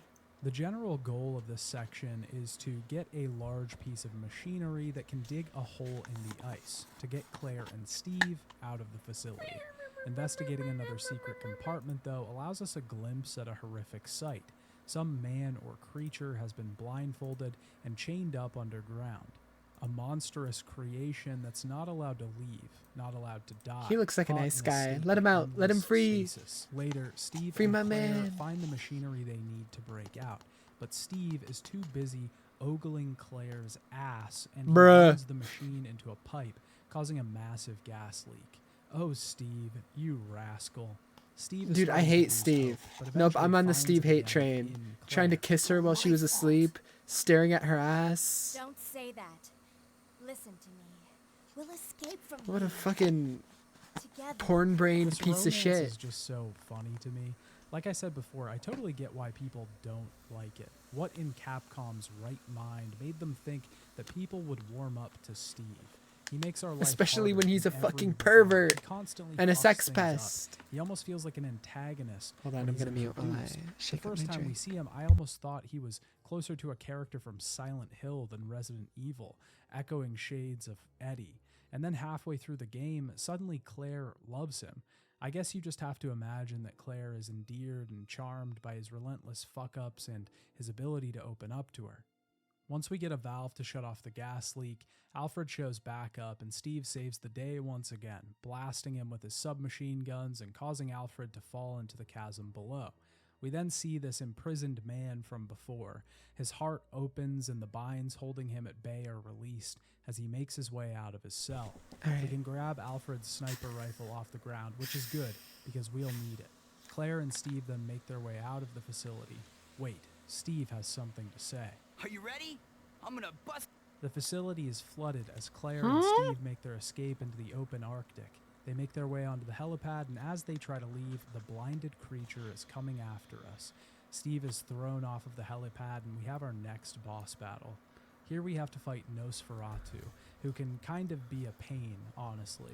Nosferatu will wander around the arena, using his tentacles to shoot poison columns out at us. If He we looks get like a too nice close to guy. the edge, he can actually knock us off. We can do damage to him with normal weapons, but the way to do the most damage Bye, Claire. is by far to shoot his exposed heart with the sniper rifle. It's So a is bit he of a difficult tyrant then? shot Because he because has we an need to be exposed close heart. enough to hit him that his He might body be a isn't type of obstructed by tyrant. the snow falling, but not close enough to get hit by his attacks. Ow, We ow. can really only get 1 or 2 shots off, though, before we're assailed by poison clouds and forced to find a new position to shoot from. I will say, even though this fight can be a bit clunky, it's one of my favorite fights in the series so far. Because we need to aim for Nosferatu's heart, it feels like the battle actually has mechanics. Most of the boss battles we've seen so far have just been about dealing damage and avoiding damage. And at the end of the day, that's what all boss battles are, right? But this fight incentivizes us to use a bit more precision than we would have in the past, which is a great change. I don't mean to knock the previous boss battles in the series either. This one just feels like it's pushing into the next era that the series would fall in. Nosferatu's design is also just gorgeous. I have a soft spot for characters with blindfolds on. It's a cheap and easy way to make me think that a character looks cool, because, let's be honest, it is. Also, the Let's be hand-tied behind his honest, back it makes feel is. like Hell this yeah, man it has is. lost Just his look at humanity, Riku. and the virus Just look at inside of Riku him in has Kingdom taken Hearts over. 2. He no longer uses God-given appendages. Just look but at the ones fucking derived all the from man characters in playing Nier God. Automata. Just look It's the at, simplicity I don't in know, the every other storytelling blindfolded in character flipping a ever. simple human form on its head and I'm trying to juxtaposing avoid like the straightforward features with I'm incredible trying to God. avoid a certain someone from like a super popular shonen anime because fuck that thing. On its head Fuck that guy. and juxtaposing He's so overrated. straightforward features within character design. Fuck that After guy. we manage to kill Nosferatu, he falls dead on the helipad. Claire saves Steve as he's still barely hanging on to a broken piece of steel off the edge of the structure. Steve feels like he's failed Claire and promises to protect her next. My favorite character in that series is not even in, well, he will be soon. If not, is by now because I haven't watched it in a while. But the main character from the movie was like my favorite. I just really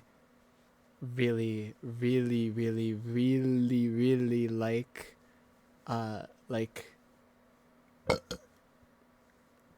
doomed romance plots, and like the whole plot of that movie of like the spirit that was possessing him time. not actually being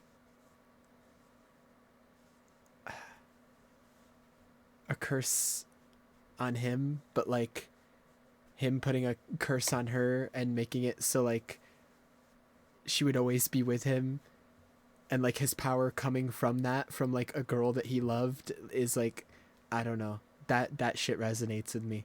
That shit resonates with me. The two resolve to get the hell out of here, finding a vehicle nearby that can take them to the Like, I don't even like Yuta because like he's badass and OP or anything like that. I just like him because of that, because of like where his power comes from, you know, where like a lot of his strength comes from like this girl that he loved, and not necessarily from like, oh well, he's the strongest just because, which let's be honest, is kind of what Gojo is. Gojo's just the strongest just because he's the strongest because he's the strongest. Really? That's the reasoning you get for fucking Gojo. base. Perfect! We'll be able to ride right over to the Australian base with this. This was something that never really made sense to me. And This that's always base is boring in to the me. Antarctic. How are they getting over to the Australian I want base there to be a with a reason snowmobile? behind, you know, a I guess character's they strength. could have meant that they were I don't want heading somebody to, a to base just that be is the strongest operated just for the by fucking sake of it. government of Australia, Just but because of it was like really the just such family an they were odd born and in. I kind of think that's confusing really choice boring. of words. We then see Alfred underneath the base, limping along, still bleeding from the fall that he took. He accesses a secret part of the lab and limps up to a pod, holding what seems to be Alexia. The pod is opened, and Alexia, who was reported to be dead long ago, steps out. Why is she Alfred naked? falls over as she returns, and massive tentacles begin appearing from the base. One grabs the snowmobile, dashing Claire and Steve's hopes of getting out of this base alive. Alexia caresses her brother's head as she smiles at the wreckage. This is where the game kind of turns, as we leave our two heroes for someone else. Chris Redfield has been sent to Rockfort Island by Leon Kennedy, What the hell? assumingly because of the email that Claire sent to him earlier. Chris scales the cliff face of the island in true Metal Gear style.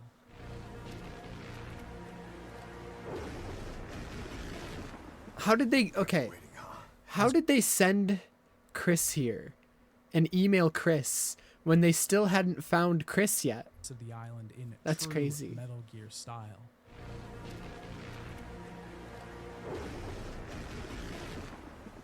Kept you waiting, huh?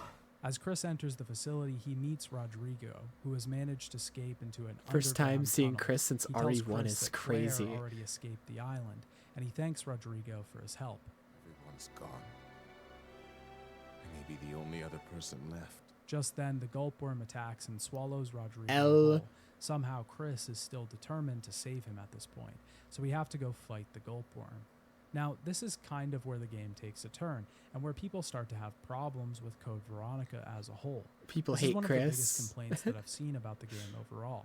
So when we switch over to Chris in this section, we'll actually be heading through the military facility and Rockford Island as a whole. We'll sort of be retracing the steps that we made as Claire, but also entering new areas of the facility that we didn't see our first time around. The problem here comes with inventory management. All of the items that we had on Claire when we beat Nosferatu will stay on Claire until she comes back into the game. So anything that was in her inventory is something that we just can't use anymore. Maybe we didn't know this and took 4 really strong weapons and a few healing items, and then Chris is left with barely nothing. This makes things really complicated, not only for Chris's playthrough, but for later in the game as well. As we continue to play as Chris, we'll eventually swap back over to Claire, and at that point, the same thing will happen. All of our ammo and weapons that we left with Chris will be off limits to Claire.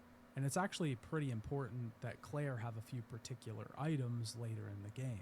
This makes Code Veronica incredibly easy to soft lock yourself in. That's crazy. If you manage to leave all of your weapons or healing items with one character, then you're just kind of screwed. And it's the reason that Why do there they are so have many shared posts like item this pools? online. That's People so asking fucked. if they have enough ammo to beat the final fights, only realizing that they probably need to start from an earlier save or start over entirely. Now, I'm not going to defend this decision at all. It is definitively bad game design, especially because the game doesn't warn you about it whatsoever. Obviously, just making the player aware of this. Yeah, there was beforehand- character swapping. As many problems as RE3 Remake has, you know, in the eyes of like people who played the original especially, they handled character swapping in that game way better. Completely separate item pools, completely separate weapons and ammo and healing item pools was handled way better in that game. Would fix things. It would remove a bit of the tension that's created. You have when to shifting share over to a weapons new and items character, between two and characters in kind this of game. Spoil the fact that a big It's event crazy. is coming up, but it would also fix one of the game's biggest problems. While I won't defend this design, I will say that if you know about this issue beforehand, then the problem disappears. I knew about this problem because it's kind of impossible to research this game in any capacity without hearing about this mechanic, and I didn't have any problem whatsoever. The game also could have just had all the items in our character's inventory immediately get put in the item box. That This would be break nice. immersion a little bit, but come on. The item box somehow magically transfers storage across facilities and rooms. It wouldn't be that big of a deal. The reason that I don't place a Yeah, ton it of looks weight like an in this ender issue is chest. because it's only an issue on your first playthrough. It really isn't hard to work around it once you're aware of it. And sure, that's going to turn some people off. It effectively makes the game less accessible for an unaware audience. This is one of the reasons that there's been such a cry for a Code Veronica remake over the past few years, so that fans can have a chance to experience everything great about Code Veronica without the poorly designed mechanics getting in the way. This is why I suggest that if you are going to play Code Veronica, you should definitely look up when to swap your inventory and which items you should keep and take. As Chris, we have a boss battle with the Gulpworm, which isn't a difficult fight by any means. With the amount of firepower that we've hopefully stored by this point, we can easily take the beast down and save Rodrigo, who immediately dies after giving us Bruh. the lighter back that Claire You gave save him and then he Chris can then dies. head into the facility and use W Alfred's game. secret underground entrance to get into Sick. the lab. Our overall goal is to enter the same room that Alfred entered earlier using some sort of strange emblem. We'll have to create this emblem over the course of this section as Chris tries to save his sister. This is done by finding 2 chemicals that create a solution to dissolve the key out of an emblem. As Chris is looking for this way out, he sees Alexia singing to her brother. We then see a familiar-looking man observing the same sight. He laments the fact that Alexia is awake. He notices Chris in the monitoring room and activates some new defense mechanisms that we'll have to avoid. These robots with sensors on them will sweep various hallways for Chris's presence. If we manage to get caught in one of their beams, then a hunter is sent to our location and we have to defeat it. It's an interesting mechanic that adds a certain level of intensity to the gameplay, but also rewards the player for being more measured in their approach. Once we reach an underground laboratory, the identity of the mystery man is revealed. This man, clad in black, is none other than Albert Wesker. That's right. Wesker somehow survived the Arclay Mansion incident. Since then, he has sworn vengeance on the remaining STARS members for getting in the way of his plan. That's just a secondary objective, though, because Wesker is here to capture Alexia. An outside organization hired him to complete this task, and Chris realizes that he's the one. God damn, yeah, he has super strength now. Wesker now has some sort of super strength and speed, seemingly infected from the T-virus all that time ago. That T-virus also seems to have infected his laugh, which is hilarious. You have no idea how much I hate you. Now, die. Get him, Wesker! He taunts Chris with the fact that his sister is trapped in the Antarctic, and eventually gets distracted when Alexia reveals herself on a nearby monitor. We're attacked by a Bandersnatch and must make our way out of here. It seems that Chris and Claire have gotten themselves trapped in between a massive power struggle, a struggle between the Umbrella Corporation's largest family and the man that tried to betray them for his own means. Once we get the emblem, Chris gets access to a jet that will take him to the Antarctic base that Claire is at. As he leaves, there's this absolutely wild shot with the moon forming the background for Chris's jet. When we arrive, the facility has begun to deteriorate a bit, being fully infected by the tentacles that Alexia summoned. We can find a note here as Chris that sort of unravels the entire story of the Ashford family, this new virus, and Code Veronica. The memos in this game are sort of my favorite part about the whole thing. While Code Veronica seems to have far more cutscenes than the first few games in the series, most of its true story is hidden behind these memos. Piecing the story together for yourself becomes part of the story. What's happened to Alexia? What is Nosferatu? What's going on with Alfred? In that way, Code Veronica resembles a lot more of the early Silent Hill games than it does Resident Evil. The first few games obviously had this as well, but as I've said before, most of the memos in those games just amount to, I was just doing my job, and then I got bit by a damn zombie. But Code Veronica manages to weave a pretty interesting story that's massively tied into the history of the Umbrella Corporation itself. It keeps you guessing and constantly leaves holes that just aren't filled yet. To provide a bit of a summary, Alexander Ashford, Alfred's father, was obsessed with the family's founder, Veronica. In an attempt to resurrect the woman, he ended up creating twins, Alfred and Alexia.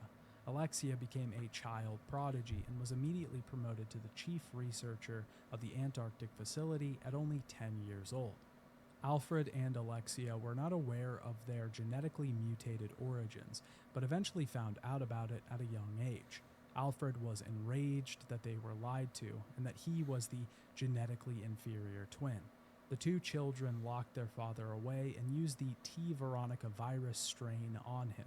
It had unintended effects since it was not allowed to mature for the required 15 years, and he became Nosferatu, the shade of a man that we fought on the helipad. Alexia, then becoming obsessed with regaining their family's former glory, injected herself with the virus and would not be reawoken for 15 years once the virus had fully matured.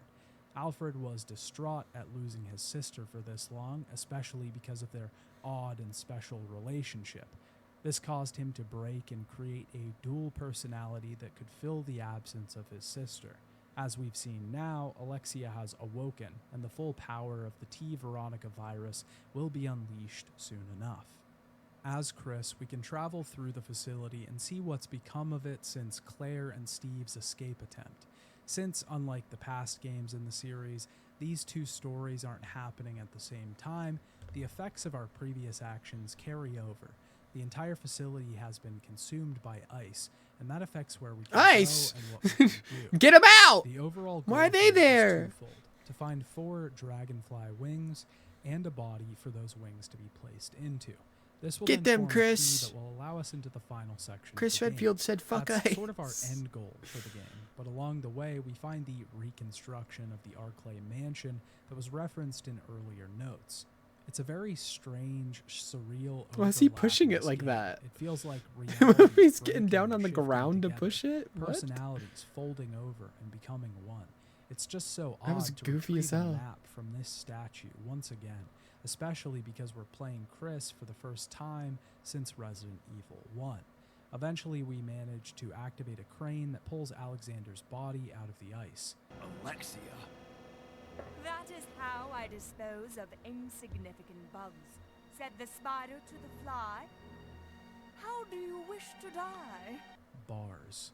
A massive Bars. spider then crawls out of Spitting. the ice and attacks us. Luckily, we can completely avoid this thing because fuck that. We have Fuck to then that. retrieve a key item from Alexander, one of the gems we'll need to access the final area of the game. One of the notes further into the facility goes deeper into the themes of this game, specifically Alexia's research into the Queen Ant. She used this to create the T. Veronica virus, but the Queen Ant also reflects the importance of the Queens of the Ashford family, specifically Veronica and Alexia.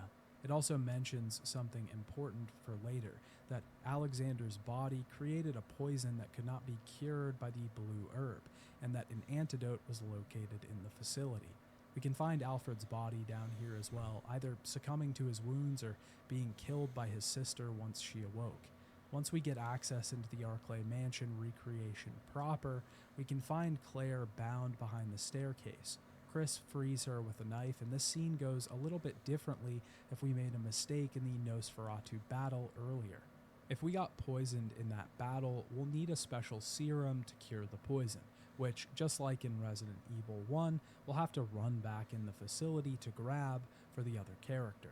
Claire is then cured, and these two siblings have finally been reunited. Claire tells Chris they need to find Steve, but quickly Alexia shows up to ruin their plans. She calls them genetically inferior siblings before running off. A tentacle attacks the room and separates the Redfields just as quickly as they were brought back together. God damn We then it. switch to Claire, and once again, we have the same inventory problem as before, which is worsened because if we don't have enough healing items for this next section, we are really screwed. Claire heads off to go see God damn it, Steve, Chris. who's trapped in the nearby facility. We find him chained to a chair, much like Alexander Ashford was, but he quickly begins to mutate and break his binds. He transforms into a grotesque beast and chases Claire God. down this hall, where she narrowly Poor manages Steve. to escape.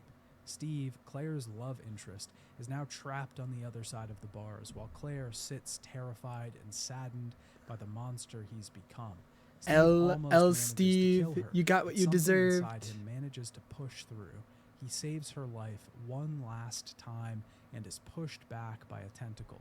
Steve, with some power of his will, was able to prevent the virus from fully taking him over, but not before dying from his wounds. I know people don't like Steve, and I mean, even his lines in this scene are incredibly bad. Listen, it's not the lines that I dislike. It was him But you being have a to sex pest. recognize, at least from a larger perspective, the arc of That's his why I character. dislike him. Steve was annoying, but he also saved Claire at multiple points throughout the story. And maybe Claire wasn't really in love with him. Maybe it was the tensions of the moment that made her interested. Maybe it was the isolation of this environment, the intensity of the situation that brought them together. Would Steve and Claire have lasted outside of Code Veronica? Would Steve be getting groceries for their apartment, or would he become some mercenary? Yeah, Steve would be a paid stay-at-home gun for mom. hire, too jaded and distant to ever let someone in again, choosing the weapons over humans at the end of the day. Probably the latter more than the former, but in this moment, it makes sense for Steve's character. He uses the end of his life to overcome and save Claire once again. He tells us that he'll never let this happen again when he messes up in the airplane, and he keeps that promise. I swear I'll protect you next time, Claire. Sure, it's goofy. Hell, it's even bordering on bad. But for some reason, it just works. It's even We borderline then jump back bad. to Chris as we finished playing Claire for this game. He sees Alexia standing in the mansion entrance. Wesker confronts her, telling her to give him a sample of her blood. He wants the T. Veronica virus that runs through her veins. She determines that Wesker isn't worthy of its power, and then this game goes completely off the rails. Somehow, I guess because of the T. Veronica virus, Alexia transforms into a crazy stone beast that can summon flame. What She the destroys fuck? Wesker with a simple flick of her arm and causes him to run out the front door. Chris tries to make an escape, but he's caught in Alexia's path. We have to fight her here, which is pretty simple if we manage to keep the Magnum for this long. She looks sick. Alexia summons flame in this fight, but we take her down before she can do much. In killing her, we've obtained the last gem that we need to access a secret compartment in this facility. Chris then assembles the Dragonfly key and finds Claire. Damn, why did locked in Wesker run away from cells. that? That was He weak as tells hell. Chris what happened to Steve, and she's clearly distraught. Claire is locked inside, but she tells him to activate the self-destruct system, which should deactivate the locks in the facility. I should note that she uses the word might here. Like, that's not a very good idea if there's a possibility that the place is going to explode and Claire is just trapped in this room forever, but okay. We head upstairs and activate the system, entering the security code Veronica, which honestly is kind of corny, but also kind of cool because it was right there the whole time. We have 5 minutes left to get out of here, but as Claire and Chris make their escape, Alexia has clearly survived the attack from earlier. Claire and She's Chris a worm unlock now? a weapon, the linear launcher, Oh no, the only weapon there she designed is. to take down the T. Veronica virus if it managed to go unchecked. Chris tells Claire to run, to get out of here, and her path out is blocked. We have to shoot Alexia before she kills Claire. If we don't do this in like 3 seconds, Claire is just thrown over the edge and we lose. Alexia then assumes her final form, a massive, grotesque beast, somewhat resembling a queen ant or bee or dragonfly, maybe all three. Fuck. This fight is What kind of a the pain, and fuck? probably one of the most annoying ones in the game. Alexia will summon small bugs that attack us repeatedly. What in the Dark swipe at Souls Chris 1? with What in large the tentacles, Queen and Qualag? directly shoot at us. What the Bugs hell? are the biggest issue because they prevent us from firing, so we can't just ignore them. We have to periodically wipe them out so we can get some shots in. We also need a ton of healing because we'll constantly be taking damage throughout this thing. Once she's defeated, Alexia transforms again into a flying beast, and we have to use the linear launcher to deliver one final shot at her. Once this is done, she explodes, and Chris barely manages to make it out of the facility before it's engulfed in flame. Claire already has a jet ready for them as the two siblings fly out of this place, leaving it behind for good. Chris, promise me. Please promise that you won't leave me alone again. I'm sorry, Claire, but it's not over yet.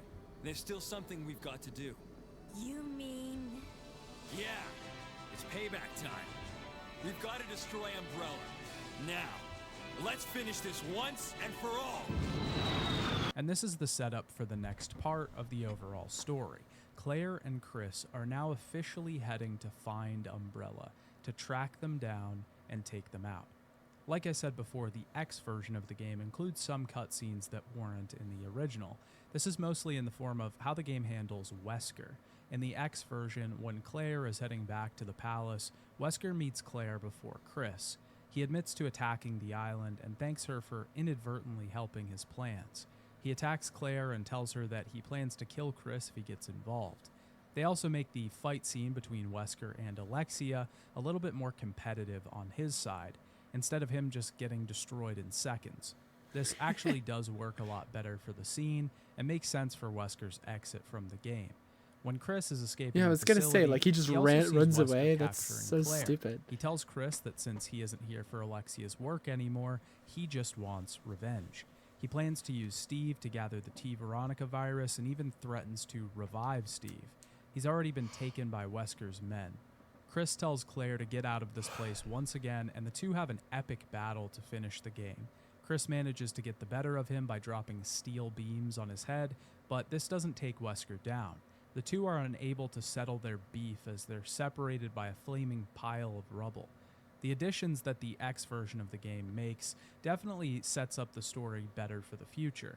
It works Wesker into the plot in a way that doesn't seem like an afterthought, and they give him more significance in the grand scheme of things. Wesker will clearly come back into play in later games, so it's important that he's set up at this point in the story. There's also something worth talking about before we move on, and that's Wesker's report. This was a short story / memo that was released with Code Veronica. Wesker's report essentially builds on the history of the T-Virus, Umbrella as a company, and Wesker himself. Wesker wanted to be a researcher at Umbrella, but when he met Birkin, he ended up realizing that he was outmatched in scientific talent. He ended up joining the company's security team and infiltrated STARS. This was so that Wesker could keep them from looking too far into the company's activities. He was then given the task of luring them into the Arclay mansion and gaining combat data on the BOWs. Wesker already had a different plan in mind, though. He wanted to steal the Tyrant and defect to another opposing organization. He injected himself with the T-Virus, faking his own death until the Tyrant wiped out the STARS members. That didn't happen, of course, and he woke up to realize that his plans were foiled. He then vowed revenge against the remaining STARS members. After Resident Evil 1, Wesker was working in the same organization that Ada Wong was involved in.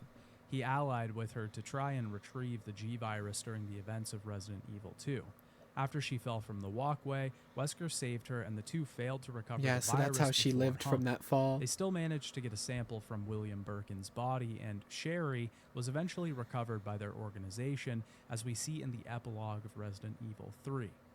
A sequel report, Wesker's Report 2, was released with the remake of the first game. This goes a lot more in depth into the time that Wesker and Birkin spent together researching viruses at the Arclay Mansion lab. We're told that the progenitor virus was discovered by the founders of Umbrella, a virus that could recombine the genes of living organisms. Spencer, one of the founders, gave the lab over to Birkin and Wesker. Birkin ended up getting jealous after Alexia Ashford's name carried great prestige and success. The fact that she achieved great research at 10 years old and Birkin was miles behind infuriated him. The story began to circulate that Alexia died eventually, and this calmed him for a while. All this time, Wesker wonders why Spencer has kept them in this lab, and what his true motivations are. This eventually leads to him changing departments because he wants to infiltrate the organization and see what's really going on. Along the way, Birkin discovers the G-Virus by experimenting on a female test subject that's been there since the two received control of the lab. This turns out to be Lisa Trevor, the woman that we find inhabiting the grounds in the Resident Evil 1 remake. She was experimented on for years and eventually produced the G-Virus. She was disposed of and ended up making a home on the outskirts of the mansion. These two reports provide a lot of the context and lore that the series will carry for quite a while. It also, like the extra cutscenes from the X version of Code Veronica, builds up Wesker into a more important character than he was before. It turns out that he was involved in a lot of the research that caused the company to become what it is when we see it. Of course, there's no telling what else Umbrella is doing, how many labs they have, how many viruses they are working on. But Code Veronica as a whole manages to do a lot of really great things for the series. One of my favorite parts about the game is how it manages to toe the line in between genuine, terrifying horror and this sort of neutral ground, a place where intense action and interesting things can share the stage. It's part of what makes wandering around its environment so enticing. It's part of what makes walking its hallways so exciting. It's part of why you want to see the next chapter of this tale. The story, while of course goofy and over the top, is just told so well, and I never really imagined Resident Evil's story as all that serious in the first place. The first game carried a B-movie sort of tone from the beginning, so it only makes sense that we get into some pretty weird and strange territory. That's the kind of tone that I feel like Code Veronica just nails perfectly. Every moment in the story had me either engaged or laughing. And sure, sometimes I was laughing at Code Veronica rather than with it, but that just feels like it's all a part of the fun. There's one more game that I'd like to talk about before I wrap up my thoughts on this entry. The next game that would release with the Resident Evil title, and a game that is directly tied to Code Veronica. Resident Evil Survivor 2 Code Veronica was released in July 2001 in Japan for arcades, on November 8th, 2001 in Japan, and on February 8th, 2002 in Europe, both for the Sony PlayStation 2. Resident Evil Survivor 2 is sort of a sequel to the first Survivor game. Sort of. They're both light gun focused arcade style shooters. But Dude, this gameplay really looks where like the shit. similarities begin and end. Looks like it's just Survivor a 2 was actually retelling released of in arcades, Code whereas Veronica? the first game never was. So this sort of explains a lot more of its design. The first game carried a lot more of that Resident Evil structure to it. The goal was to collect items and move through areas to essentially get key items and solve puzzles to continue on. But Survivor 2 sort of shirks this whole thing in favor of an action-focused Before arcade Nemesis game. gets loose? What the And hell? I'm okay with that in theory, because one of my main complaints with the first Survivor game, which I briefly talked about in my Resident Evil 3 video, was that it was too slow to be a shooter and too action-focused to build tension like a Resident Evil game does. It inhabited a weird middle ground that didn't really make sense for the series. Well, Survivor 2 is not slow at all because the game moves at a breakneck pace. Of course, this game was meant to drag quarters out of the pockets of kids in your local arcade, so the design makes sense in that regard. Instead of having an original story like the first game, Survivor 2 is basically a retelling of the events that took place in Code Veronica. In each stage, we have to pick up 1 or 2 keys, and then venture to a boss room where we defeat a more powerful enemy, and then move on to the next stage. There are 5 stages in total. The first stage, the prison, begins when Claire and Steve meet up outside of the cells. The two then battle a giant spider and move on. We continue this pattern across the 5 stages, moving into the military facility, palace, private residence, and eventually the airport.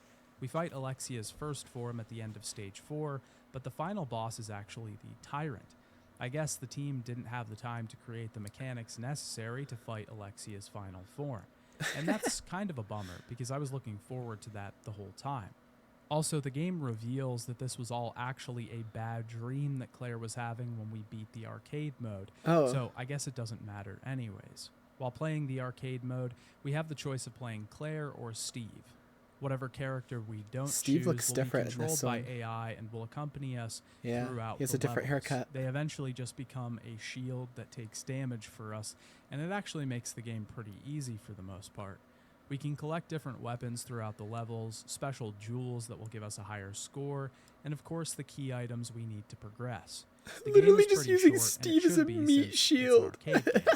There are some extra modes like the dungeon mode, which allows us to descend into various areas, killing enemies and collecting weapons until we face a final boss at the end. That's so we try funny. to rack up as much score as we can by collecting coins and killing enemies. There's also these really odd secret reports, which we can find in the game and view in the menu. This one specifically seems to be scrawled into a wall written by Steve's father, but the scrolling speed is so low, it takes forever to read the whole message. The translation also isn't that great either, so the text ends up pretty broken. There's honestly not a lot to say about this game in general. Much like the first Survivor game, it's not very good.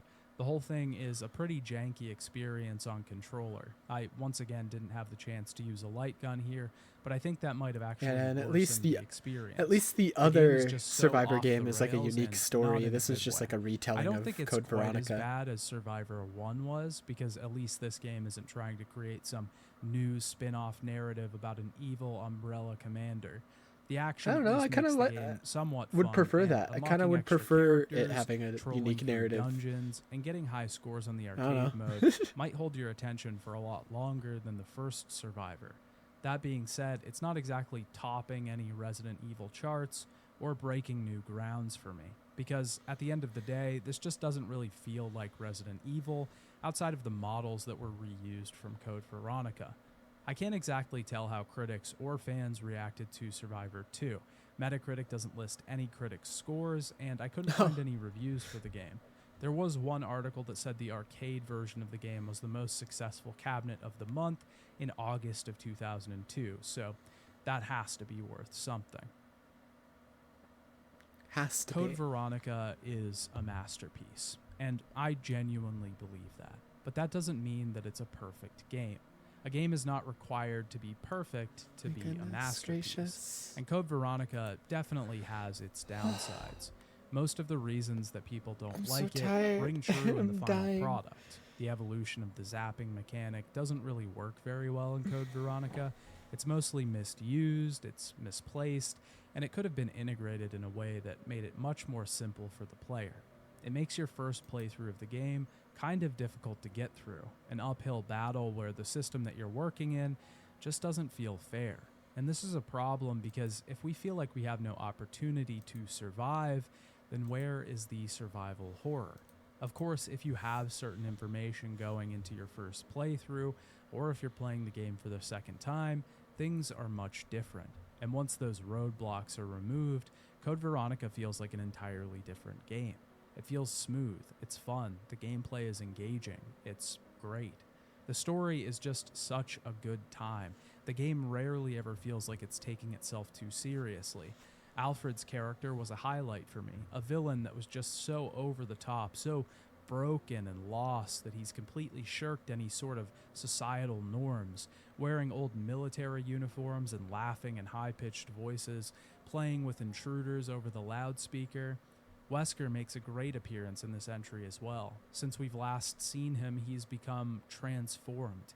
He's a shadow of his former self. Sure, he was a villain in Resident Evil 1, but now he's mutated, on a quest for power and revenge, one that seems like it will eventually consume him. Claire and Chris make a wonderful pair and deliver on a lot of fan service. The constant question in the last few entries of this series has been, where is Chris Redfield? And that question is finally answered in this game, and it feels like the story has moved forward, but we've also learned a lot about the past. We get to see who formed Umbrella, what became of them. New viruses are introduced in the game, and it sort of breaks the shackles of the here and now and lets us into the past. That's sort of a freeing feeling for the series, and there's moments where Wesker is confronting a transformed Alexia and she's literally summoning flame in front of her. Sure, you can get in the weeds here and say, how is that possible? How can a biological mutation cause someone to summon fire? But it ends up falling into the rule of cool. It's awesome. It The works rule of aesthetically. cool. It's cool, great. so shut the fuck up. It's all about context, too, because if this happened in a different series, one that was more grounded and strict with its world, it'd be different. But here, it doesn't much matter in my opinion. The game also captures that atmosphere that is so tied to survival horror. Beautiful level design, fantastic modeling, great art, and a wonderful soundtrack to complement it. The visuals are next to none, upgrading nearly everything in the series. The cutscenes are great, and while they do carry a distinct B-movie charm, they also have that distinct early 2000s style that so many people pine for these days. Code Veronica grabbed my heart as soon as I started playing it, and I just couldn't put it down.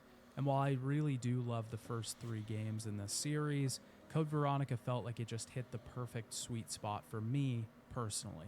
It won't be everyone's favorite, but for me, it was a fantastic ride. Fuck and Steve! I can now finally see why so many people want a remake. Resident Evil Code Veronica was a critical success upon release. Most reviewers praised the upgraded graphics that the Dreamcast brought, and critics noted the atmosphere and presentation as great strong points. The game currently sits at a 94 out of 100 on Metacritic. The game was a relative hit with fans, selling 1.14 million units worldwide on the Dreamcast. This was massive, specifically for the platform, making it one of the highest-selling games on the system overall. Of course, these numbers didn't compare very well to the PlayStation 1 trilogy, but the Dreamcast didn't have as large of a user base as that platform did. After the release of Code Veronica, Capcom was already gearing up to release other projects in the series, and while the next Resident Evil would have a number at the end of its title, it wouldn't be Resident Evil 4.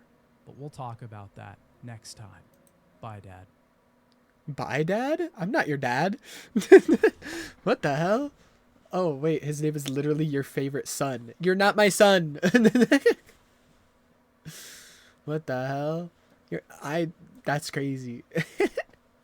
All right. So yeah, after that, I guess he went and talked about Resident Evil 0 because that did come out after Code Veronica. But we already did that. The ones we haven't done now is whatever the fuck Darkside Chronicles is, and Dead Aim. Is Darkside Chronicles like part of Umbrella Chronicles, maybe? Darkside. It's right here.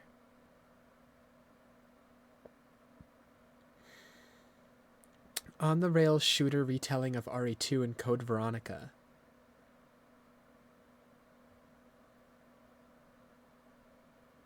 With an original chapter taking place before RE4. Okay. So this'll actually do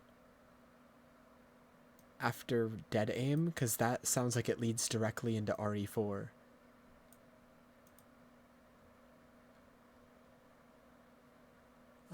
Where's Dead Aim? Dead Aim is up here. Okay, this is what's confusing to me. 4th game in the Gun Survivor subseries, but there's 1, there's 2. What the fuck was the 3rd? Huh?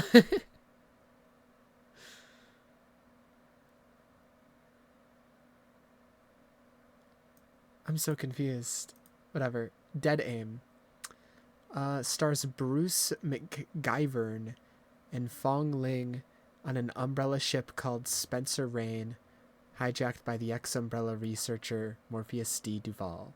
Okay, so we'll look at this, and then I guess we'll look at where is it?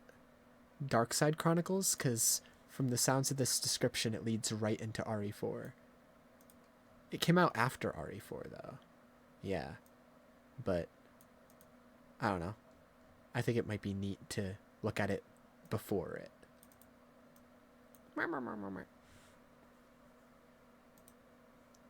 Since here, if you look at it in chronological order, it does come before it right here.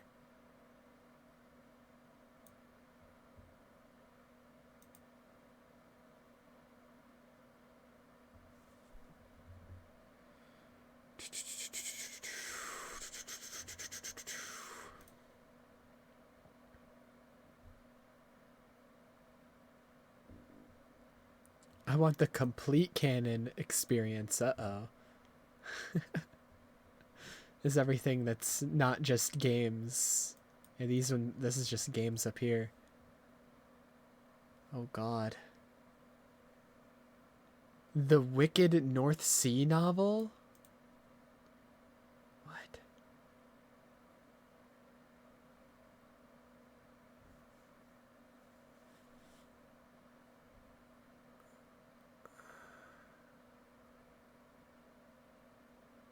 Prelude to the Fall manga.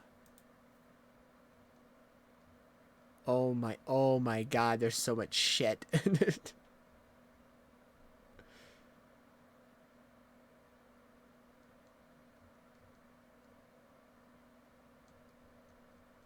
Okay. So yeah, we'll look up a video on Dead Aim real quick. Dead Aim. Whoa, why is caps lock on? I'm so dyslexic. Give me. There we go. Ultimate recap of Resident Evil Dead Aim. We could watch this one. It's pretty short. This one's 18 minutes. How do you make an hour-long video on that shit? It's a rail shooter, right? Or like a light gun game? I think it's a light gun game, not a rail shooter. Yeah, I think it's a light gun game because it's in the Gun Survivor sub-series. What the hell? Resident Evil Dead Aim is unhinged. Was a big improvement, but was it enough?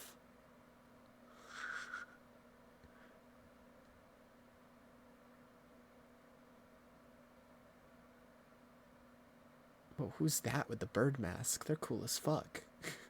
What the hell? Oh, I did watch this. They released a short film to advertise RE9 yesterday. It's like really sad. It's really cool though. I've already seen this.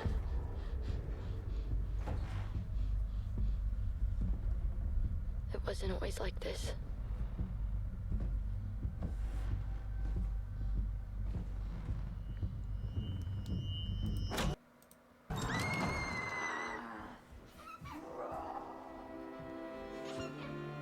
I used to think we were lucky. I thought we had it all. A simple house, good life, Sunday mornings, dance-offs, afternoons at the park, story time. Just one more, Mama. It was our perfect little world.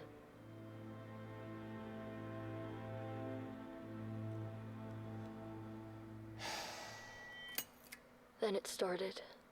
First the sirens, then the emergency broadcasts. Due to the citywide outbreak, you were advised to take shelter at the Raccoon City Police Station. Food and medical supplies will be provided to everyone in need. Then the screams. God, the screams.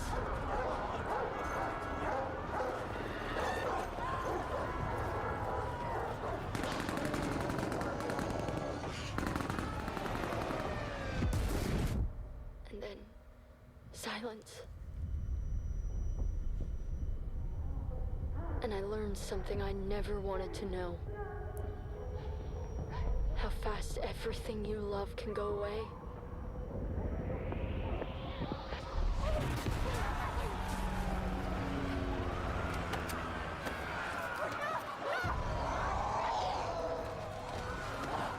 We ran. We fought. We hid.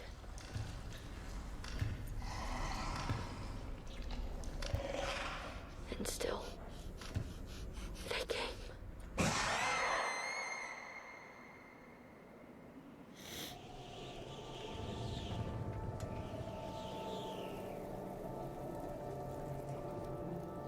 I told myself we would make it.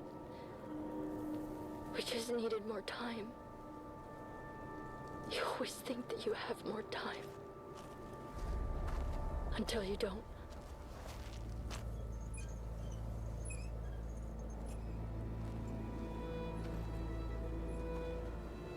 If anyone finds this, tell them I tried. Tell them I was still me. Right up until the end.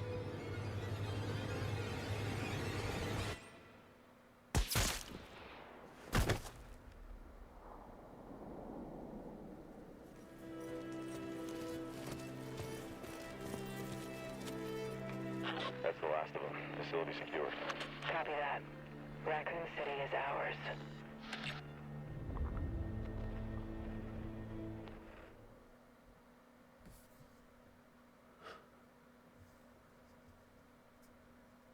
Holy fuck. Just holy fuck, man. There's a lot in this. There really is.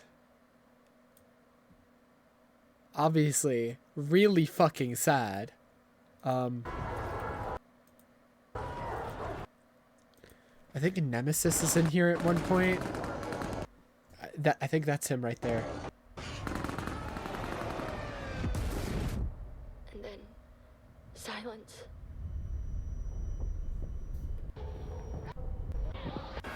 Ran.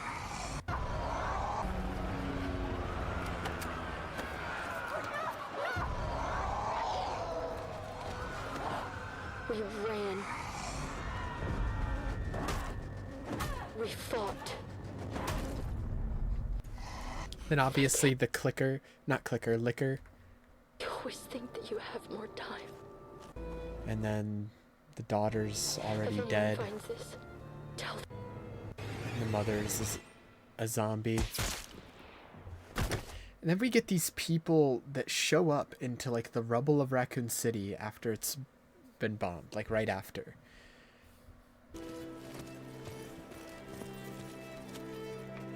That's the last of them. Facility secured. Copy that. Raccoon City is ours. They say Raccoon City is ours. And the woman sounds a lot like Ada. And hold on, let me open that real quick. I saw Maximilian dude watch this and he was like, what the fuck? There's like I'm gonna do the same but make it 2 hours longer.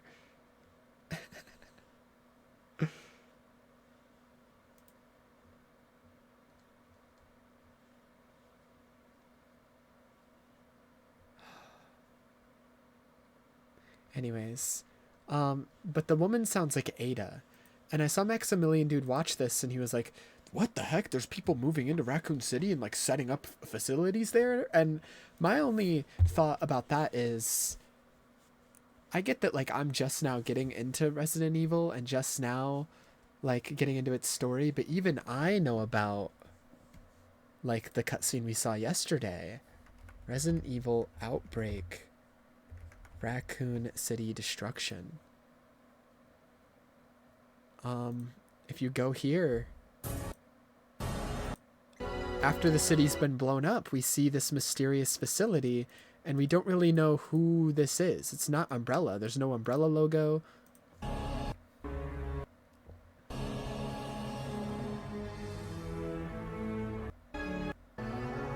Okay, this skips like the part of the cutscene where they're inside the facility.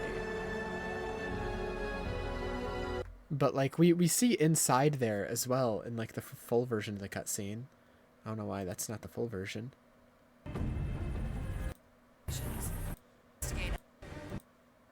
That's the quarantine scene. Epilogue.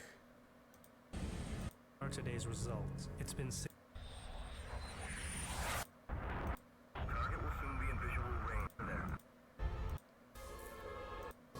It's been 6 months, but the number's still the same. There's no way people could sustain life there. Not humans, no. Sir, there's a... See? Yes, we'll be... Is everything ready? Yes, we'll be dropping 2 for each, beginning with sample T4. The rest will follow at 15-minute intervals. So like there's a company, and honestly the T4, it might be Umbrella actually, because usually the T's mean tyrants. Hi Fen Buddy, welcome in. 3 consecutive streams, sparked a watch streak, crazy. I was just talking about like the new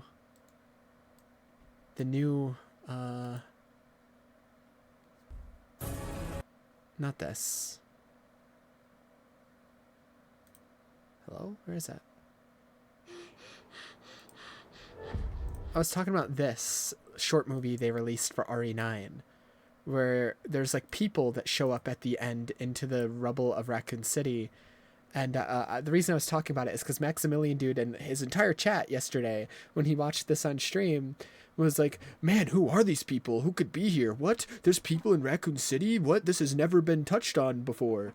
And it's like, it kind of has, though. They kind of teased that there were people taking over Raccoon City and like doing experiments there after it was bombed all the way back in Outbreak. I feel like Max just completely forgot about this scene entirely, showing that like, yeah, people like people are using the quarantined rubble of Raccoon City to their advantage, you know? But like he was shocked when he saw the ending of this short movie where they're like, Raccoon City is ours. He's like, what? There's people taking over Raccoon City? And it's like, well, yeah. I mean, yeah. I feel like we already saw that. That's the last of them. Facility secured. Copy that. Raccoon City is ours. Dude, that sounds just like Ada. Has to be Ada. Has to be. Which means... I don't know what that means. I mean, at the time, this was right after the bombing, right? This is like shortly after. So at the time, this would have been right after the events of RE2 and 3.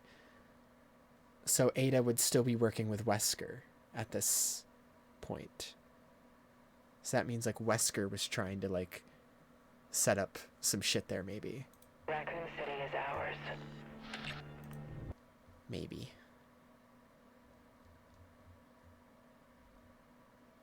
I don't know.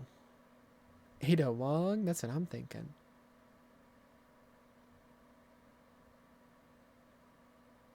It was our perfect little world, and then the residents became evil. Say that again. Anyways. Oh, Markiplier jump scare. Hi. Welcome back to the stream. I'm here to give you a delightful update on how the weekend went. He be staring. And if anyone thinks that this is sarcastic Never at all, really no, paid I'm much attention to the cheesing side right stories now. in games. Yeah, I'm like still going through them. I still have to watch a video, which we're going to do that tonight, on Dead Aim and then Dark Side Chronicles. Then after that, I'm ready for 4. The reason I'm doing Dead Aim before Dark Side Chronicles, despite Dark Side Chronicles being listed first, is because apparently this literally leads directly into 4. Like, it's a rail shooter, but one of the levels in the rail shooter is literally a prequel to 4 and is like Leon and shit. So we're going to do that because it leads directly into 4. But not like that. No, this is a very professional stream. I'm going to professionally present you information that occurred exactly as it occurred, because that's what I do here. Hold on, I'm taking a break from Resident Evil to watch this because Iron Lung back for another weekend. Crazy.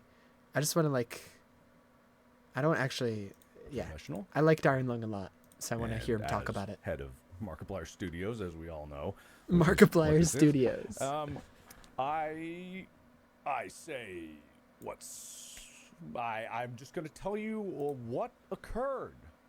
And yes, right now, in this very moment that we are, based on Monday. And honestly, people not paying attention to like Resident Evil side games and not really caring about Resident Evil story, because let's be real, most Resident Evil players probably don't really give a fuck about the story and just play it because funny horror game, silly horror game. It's probably why Max and his entire chat yesterday completely forgot that like they already showed that Raccoon City was taken over all the way back in Outbreak. And considering 9 is literally a sequel to Outbreak because Alyssa's daughter is the main character, I feel like it makes sense that they would build off of that, build off of the fact that someone took over Raccoon City. Might be Umbrella, might be Wesker's corporation. Who the fuck knows? Yes, Iron Lung is number 1. But it's a more complex story than that. Okay, right now, it's a more complex So story. Iron Lung... Yes, we are the... Iron Lung did get the number 1 movie over the weekend? Let's go. A 2-time number 1 most popular movie in America. Yes, we're a 2-time champion. That's true, because if we can all just find whatever angles that we have, then that's exactly as true as anything. We're the 2-time number 1. Not only 4 times its were we budget number 1, opening weekend? we're Hell number yeah. 1 again. 2 times scoreboard. So, all right, but it's more complex than that because we weren't number 1. What? And I know that sounds crazy, but I want to tell you the story, right? We weren't number 1. So you were the you number story 1 or about it, not? Because this is why I didn't stream yesterday, is because there was a lot of calculating to do and number stuff, which originally before I was like, oh, I'm not a numbers guy. I was very much a numbers guy on Sunday. Sunday was like Sunday was a crazy day, so exciting. So fun, so freeing, so just cathartic. I was ecstatic all day long. I got to eat kimchi ramen. I was having a great day. It was awesome. So I have some concrete information for you. I know, right? 2-time number Oh, he one means Friday, in Saturday. America. I will tell you. Number one for 2 days. Number one in Australia, New Zealand, and I think Canada, and never, ever lost that. So I got to tell you, yes, it slipped. Even though Iron Lung being number one Thursday, Friday, Saturday, and the vast majority of Sunday, you know, you hold the number one, but it's not about this, but, you know, last one on the hill when Sunday ends. It was legitimately like this, and this is no disparaging. I want everyone to be very clear. This has never been about disparaging to Send Help. I'm going to see that very soon. But it's so this was the numbers, right? Iron Lung on top, Send Help right here on Sunday when I did that stream, right? Send Help was kind of angled. I did that stream, and you guys went bananas apeshit, right? So all day, I was just looking at these lines, these nondescript, non-specific lines.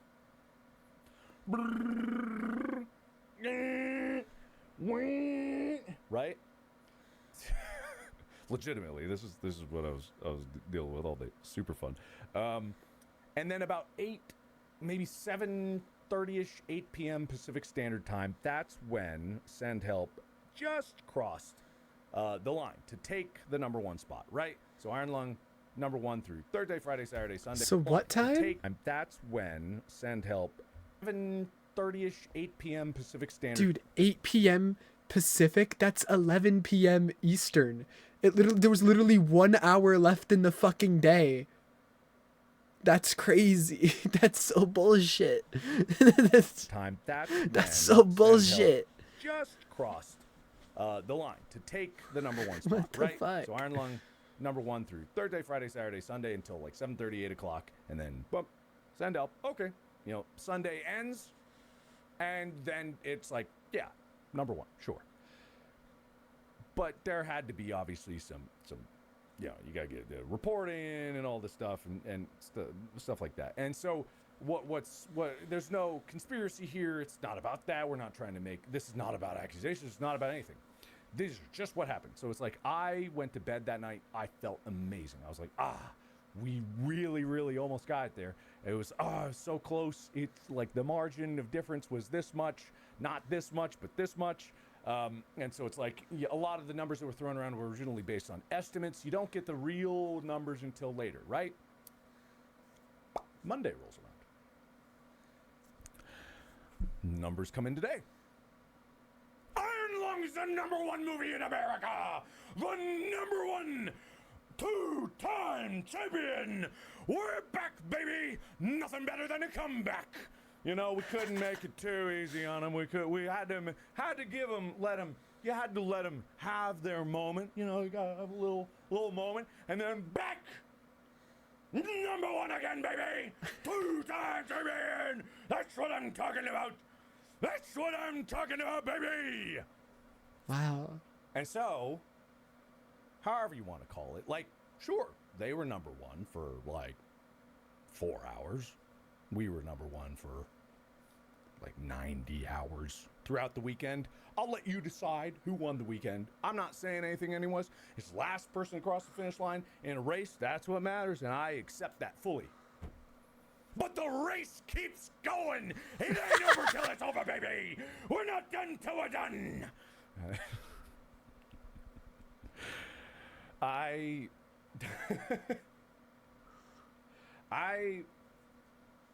can't believe the audacity of you guys. I can't believe the audacity that you have.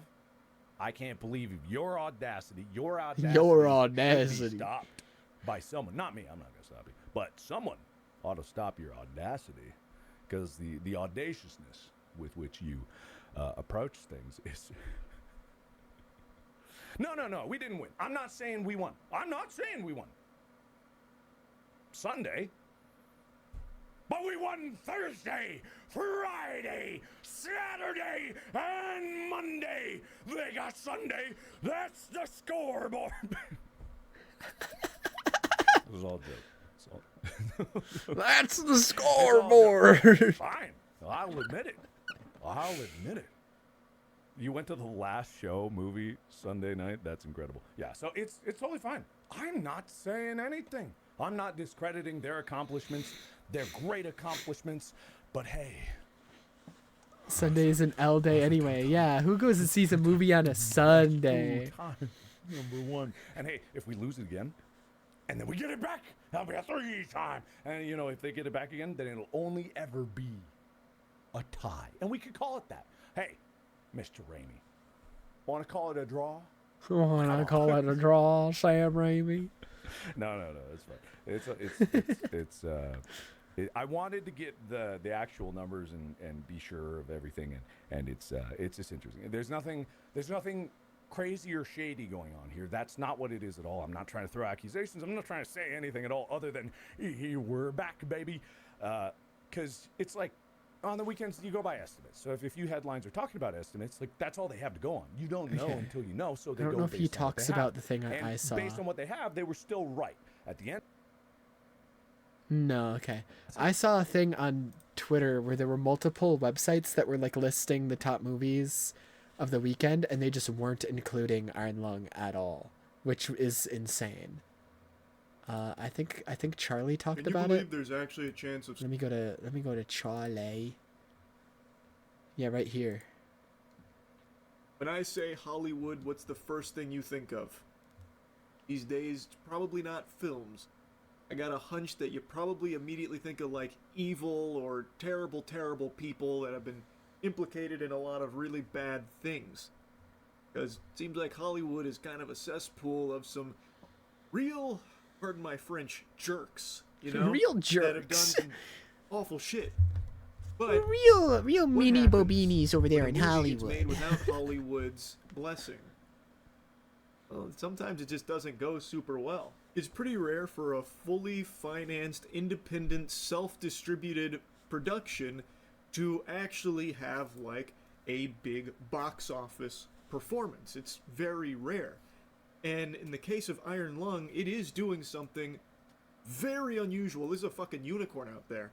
Iron Lung, which is Markiplier's debut film here. Dude, I saw this headline on Twitter and I was like, why the fuck would you word it that way? Iron Lung director Markiplier cries after self-financed movie debuts to $21 million globally. A hero's moment to show indie filmmaking is possible. And then, like, the article is normal, but it's like, why do you start it off with the fact that he's crying? Like, why? Markiplier cries. Directorial debut. ChatGPT ass title. Literally, like, what is this headline, man? You could just literally shorten it to Iron Lung debuts to $21 million globally. You don't need all this other fucking shit. In the box office and has been the #1 movie through the weekend. And this is a fully self-financed, self-distributed film. And he is not the first YouTuber to make a successful movie. Like, for example, Raka Raka. They've made 2 heaters. Absolute Raka Raka. slappers. They used to just make like skits where like they would like do like fake wrestling and like Ronald McDonald costumes and shit like that on their YouTube, and now they like make actual like great horror movies. The first YouTuber to make a successful movie. Like, for example, Raka Raka. They've made 2 heaters. Absolute slappers. I tell you, Raka Raka, I think, are some of the best in the business right now. Bring her back, talk to me. I think they're some of the best in the horror They were business right now, supposed to direct the Street Fighter movie, but they just, I don't know. I think they literally walked away from it because they just wanted to keep making horror movies. They are YouTubers. They, however, do work with A24, so they're a little bit different than Markiplier's case here. But still, they are independent filmmakers and extremely talented. Markiplier, though, I do believe has done something extremely unusual, though, by having actually no A24, none of that involved in this process. which is why what it's doing right now I think is something very interesting that I want to yap about. And I know, I think it was yesterday or maybe the day before now, when it was climbing up the box office and it reached number 2, it had apparently mysteriously vanished. I know Markiplier did a stream where he was talking about it, about how, you know, these fucking vampires out there in Hollywood must not be super pleased about Iron Lung's performance beating out some films, so they must have just taken it off, you know, fucking snapped it away, banished it to the Shadow Realm so people can't see that. Now, of course, he didn't use those words. I'm, of course, adding a bit of colorful commentary into his actual sentiment there, but he was talking about how it is weird that Iron Lung isn't being reported when it was the second highest grossing film at the time. It has since been reinstated on the public charts, but that was a bit of a wacky... Yeah, it was weird that it wasn't on really the makes you charts think. for a while. Yeah, I thought he mentioned it. Anyways, next one I wanted to look at was Resident Evil Dead Aim. I closed that tab that I had up of it.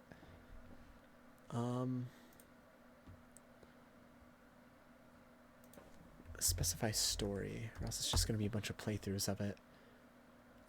There's a 9-minute recap here, 18-minute recap here. We'll watch the 9-minute one. If I feel like it's not enough, we'll watch something else. Released by Capcom in the year 2003 on the PlayStation 2, Resident Evil Dead Aim would be the 4th game in the Gun Survivor series and a main series canon installment, despite the 2nd and 3rd Gun Survivor games being non-canon and unreleased in America. Directed by Eiro Shirahama. That's why the 3rd one wasn't on that list. It's not canon. I see. Also worked on Resident Evil Survivor, and written by series regular Noboru Sugimura, the game represents a large time gap for Resident Evil, both in-game and in real life. For story, the game takes place 4 years after the events of the first Resident Evil, in a world where Umbrella still exists, but many governments are wary against it. We are also introduced to Bruce McGivern and Fong Ling, agents for the US and Chinese governments respectively, between whom the player will control usually Bruce, but occasionally Fong Ling. For gameplay, Dead Aim is more of a third-person action game with perspective snapping to first-person for aiming and combat. All environments are 3D, and the camera now independently follows the player centered behind them. In addition, there is unlimited saving now allowed at the save points, though there is no inventory storage anymore. There is still limited ammo and health items in order to evoke some sense of survival, but despite exploration, there are no puzzles to solve. The story only gets larger from here, so let's cut it down to size with a recapitation. On September 18, 2002, an Umbrella lab in Paris, France was hit with a large amount of T-virus being stolen by a terrorist group. 2 days later, one of Umbrella's luxury ocean liners, the Spencer Rain, was hijacked by the same group and contaminated with the T-virus.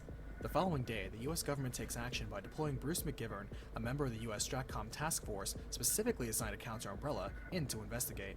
However, he is quickly captured at gunpoint by a man named Morpheus, who isn't keen to answer questions. Before Morpheus can quickly execute him, a mysterious woman tosses a grenade their way, forcing Morpheus away and allowing Bruce to escape. As he explores, he learns Umbrella correctly suspected the terrorist culprit to be Morpheus Duval, a former employee of their R&D division of HQ, and attributes the motive to revenge. He finds a ship packed full of zombies and receives an update that Morpheus is holding the world hostage, demanding $5 billion from the US government. His call is Only interrupted as he $5 notices billion? someone behind him, and the woman spying on kicks his radio away and puts him in a firm hold.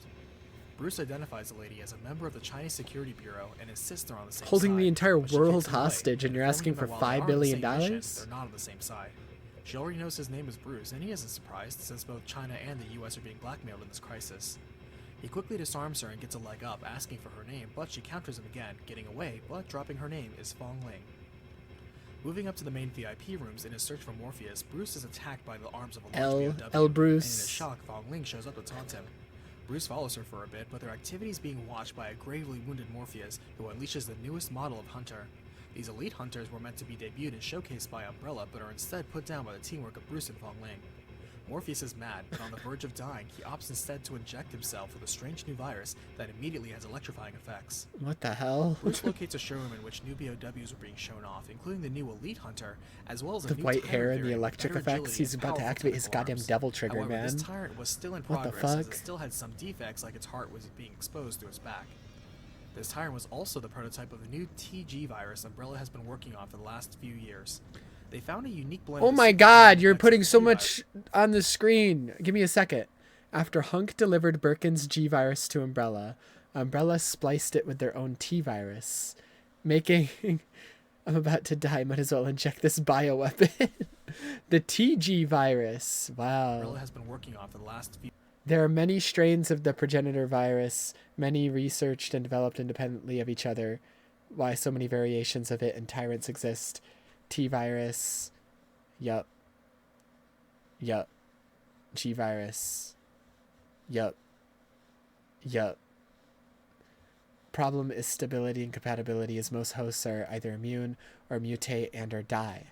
1 in millions have genes to properly benefit from the viruses. Many strains of the T virus would also be refined, like the T Veronica virus. Yeah, okay, we know about that. They found a unique blend of the superpowering effects of the T virus that, when combined with the regenerative properties of the G virus, produced a new virus that allowed its host to not only retain its intelligence, but also wield bioelectric properties. However, the prototype version 091 Tyrant is again a work in progress, since it cannot create electricity as expected. However, they developed a version 092 TG virus that not only can generate a high voltage current, but can form a nigh invulnerable electromagnetic barrier. They need only to find a compatible human subject for it now. What the fuck? Bruce now notes the lights flicker around him and is surprised to find a new BOW right behind him. His gun is useless against the shielding of the monster. Oh no! It grabs him and talks coherently. Oh no, they made the BOWs hot. Smash. That's what I'm saying. What the hell? They made the tyrants hot? That's crazy. 092 TG virus that not only can generate a high voltage current, but can form a nigh invulnerable electromagnetic barrier. They need only to find a compatible human subject for it now. Bruce now notes the lights flicker around him and is surprised to find a new BOW right behind him. His gun is useless against the shielding of the monster as it grabs him and talks coherently. Bruce recognizes by its speech that it's Morpheus, despite the new feminine appearance as a tyrant. Oh my god. No choice but to run from the new Morpheus became a woman? I'm so proud of her. Congrats on your transition. Dude, give me that virus. I can become a tall, 8-foot tall, hot woman if I just inject myself. Yes, please. Successful BW experiment. He runs into Fong Ling in his desperate I want to be an 8-foot tall, hot woman. He convinces her to help him out here. She gets him out without letting the Morpheus tyrant in, and Bruce is thankful. They begin warming up to each other, but she still goes off on her own. Bruce stays wary of the new threats on the ship, and later... Morpheus is right to be mad at Umbrella here. He really didn't cause the original outbreak. These James Marcus did. However, since only Wesker and Birkin knew this, they destroyed all evidence per Resident Evil 0. Not even Umbrella knew the facts. Morpheus may be a victim, but he's still a bioterrorist. Finds an official report from Umbrella officially blaming Morpheus for the mansion outbreak 4 years ago on May 11th, 1998, and terminating him for it as the scapegoat. He makes his way to the bridge where he finds Fong Ling, but more importantly sees the ship is quickly on a collision course with an island dead ahead. They both pull back to the helicopter pad in the ship, only to run into the prototype 091 tyrant there that attacked Bruce earlier. Bruce offers to hold this monster off while Fong Ling goes after Morpheus, and he succeeds in defeating the failed prototype. However, with no time left, he jumps overboard and escapes the explosion of the Spencer Rain as it strikes the island at full speed. Seeing the ocean liner thoroughly destroyed, Bruce sees this island was not only once a port that has long been abandoned, but one that was also owned by Umbrella coincidentally. Seeing sparks of electricity, Bruce hurries to see evidence of Morpheus still alive, and sticking to the mission, he follows his trail into some waterways. He soon learns this is a waste disposal facility that is actually used to dispose of failed BOW experiments. Ironically, some of the aquatic BOWs still persisted and eventually overran the facility. He also learns this destination is less of a coincidence as it was once supervised by Morpheus himself in the past, and he let this BOW accident happen. Navigating the waterways filled with a BOW called the Nautilus that spawns torpedo-like children, Bruce finds a radio that is still alive. He contacts his operator, who lets him know that Morpheus threatened to launch missiles filled with a T-virus at major cities around the world, and the Chinese surrendered to his ransom demands. Bruce is concerned with what that means for Fong Ling, but his operator assures him the American government refuses to negotiate with terrorists. That being said, they really need him to deal with Morpheus now. Meanwhile, Fong Ling has survived the cruiser crash and is also down in the waterways, but is now dodging an enormous BOW called Pluto, also lumbering down here. She makes her way topside before the open sky, where she's surprised to find a laser beam from the sky converge on her precise position and fire. What the hell? Bruce is just in time, rushing in and knocking her aside to save her life, as it turns out the Chinese not only have an orbital laser, but one with surgical accuracy. Bruce figures there must be some way they're tracking Fong Ling and realizes there's a tracker chip under the tattoo her government gave her. Cutting it out of her and crushing it, he saves her life, but it's apparent her government has disavowed her. He asks her what she wants to do now, and Fong Ling explains that she'll continue her mission, as there is no guarantee Morpheus will uphold his end of the bargain. As Bruce explores on, he finds more tales of experiments, like a more frog-like subspecies of hunter called a Glimmer, and the origins of Pluto as a heavily experimented upon condemned criminal codenamed Alpha. In fact, he runs into Pluto in the cargo hold, but the huge target is no match He's so for him. pretty. He then finds the missiles Morpheus was threatening to launch at the same time as running into Fong Ling, but Morpheus jumps aboard their lift and sabotages it. Bruce hits the brakes long enough to get Fong Ling to safety, but the brakes give way, hurling him down below. Goodbye. Staying focused on the mission, Fong Ling makes her way down to the missile silo, sees a launch sequence has already been started, but is suddenly ambushed and knocked out by Morpheus. Bruce wakes up after his lift crashes and staggers out, finding this entire underwater biosphere was built secretly under Umbrella's nose by Morpheus' crew, but ironically they've fallen to the outbreak. He then fights past new BOWs to discover an experimental prototype particle rifle meant to eliminate any T or G virus threat. He also reads Morpheus' personal journal, talking about his plans to create a kingdom based in Africa and destroy the world in order to preserve beauty. He then sees Morpheus and Fong Ling on a security monitor and makes a personal decision to save Fong Ling. As he steps in to confront Morpheus, he's taunted for choosing the girl over the mission. Just but the casually energy wants to rifle make a proves effective in kingdom. breaking the Morpheus Tyrant's shield. Despite its enhanced agility and ability to fire electricity, the Morpheus Tyrant falls to Bruce's bravado and sharpshooting. Wow. He hurries over to Fong Ling, who chastises him for ignoring the missiles, but he doesn't regret his choice. An alarm informs them they now have 10 minutes until the launch of the missiles, so they hustle while not noticing Morpheus is not only alive, but mutating again. As Fong Ling navigates of course Bruce it's in the alive, it's a maze-like tyrant. corridors, he These finds himself motherfuckers face to face refuse with to the new uncontrolled fucking monstrous growth of the Morpheus Tyrant, die. devoid of all former intelligence. After repelling the abomination, Bruce puts one last bullet square between the eyes of the terrorist scapegoat of Umbrella, rupturing the monster. The tyrant begins swelling and expanding rapidly, causing the charged electricity within it to explode, destroying the BOW, the biosphere, and the missiles all at the same time. As the game ends, we see Bruce and Fong Ling have survived through an escape pod and fire off a signal flare. Bruce now asks Fong Ling to come with him to the United States, since the Chinese think she's dead anyway. At first she thinks to go back home, but she reconsiders, embracing Bruce and kissing him as US Stratcom Rescue flies in. Resident Evil Dead Aim has enjoyed the success of selling over 350,000 copies worldwide. Interesting. Well,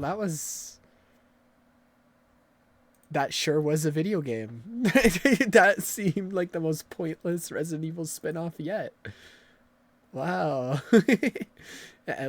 Listen, it had a hot tyrant, so you know what? It has some value, I guess.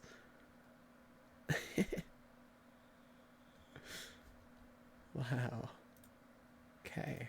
Last one. Last one before RE4. Dark Side Chronicles. Alright. Alright.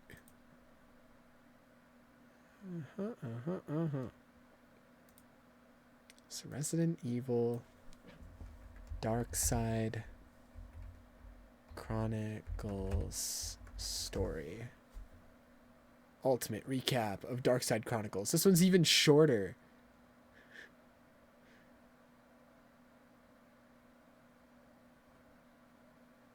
This is 15 minutes.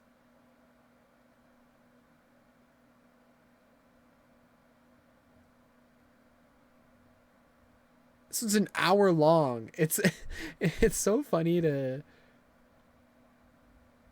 see the different approaches that people take to recapping stories. Like there was an 8-minute video and then an hour-long video. It's so funny.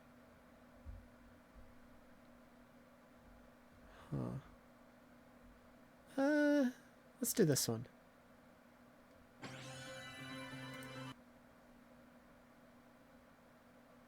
The story's only okay.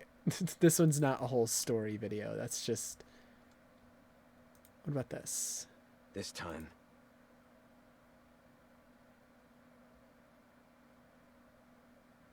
Does this cover everything?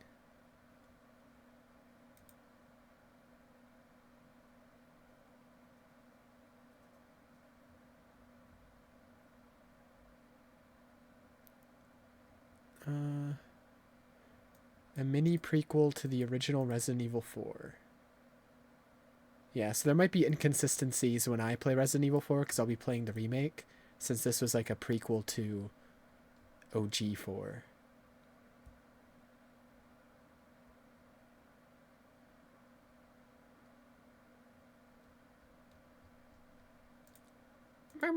It can be different.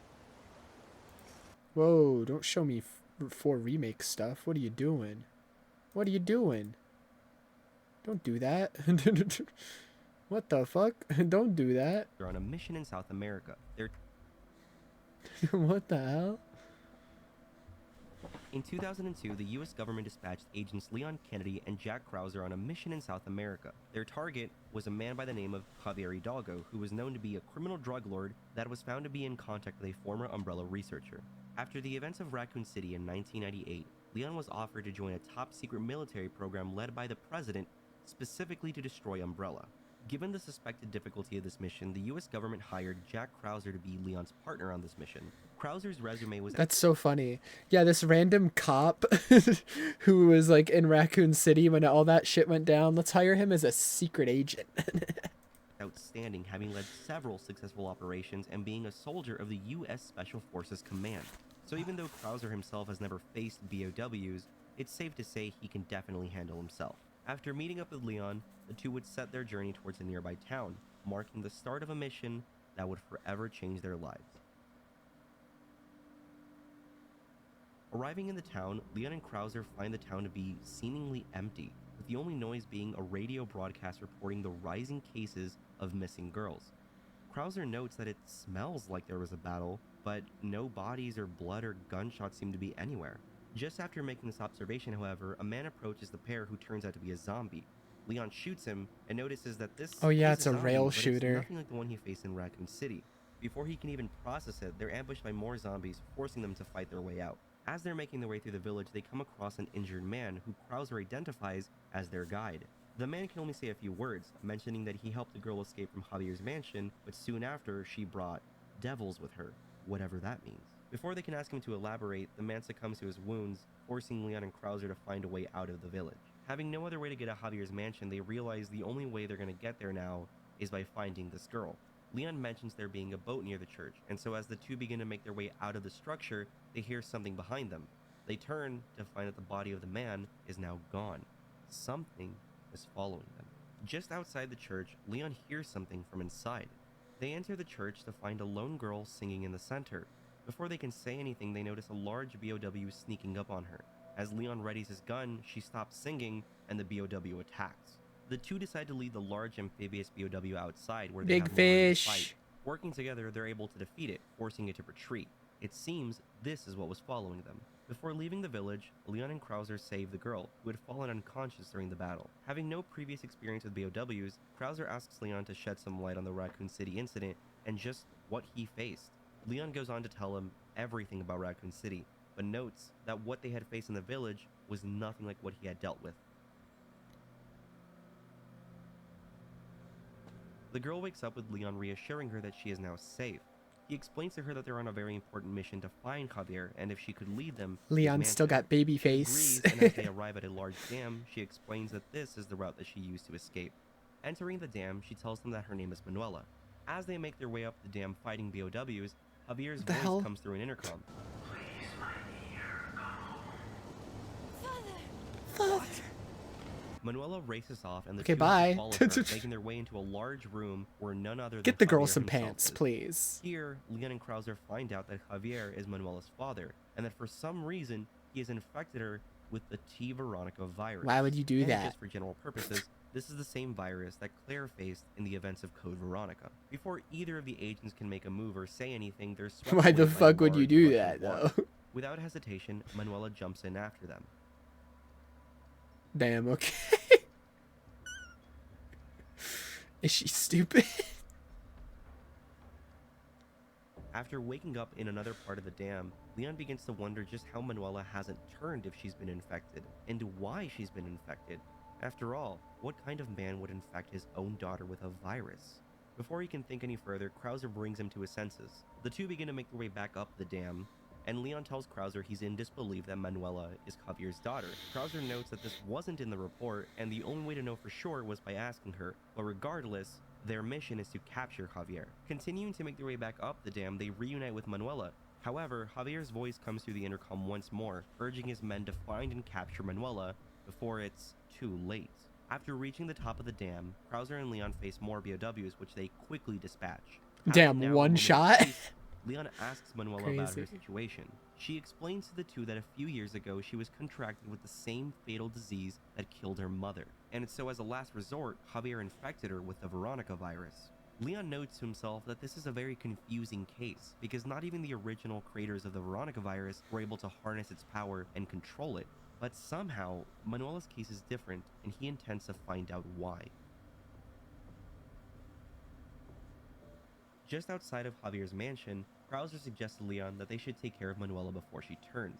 Leon says otherwise, explaining that this is a very unique case, and he intends to get to the bottom of it. Skin-tight shirt that Leon's Leon reveals wearing. to Krauser that his orders for this mission are coming directly from the president. Got their Being a rubber soldier, shirts Krauser on. realizes he can't go against the president, and so he reassures Leon that he's with him until the end of the mission.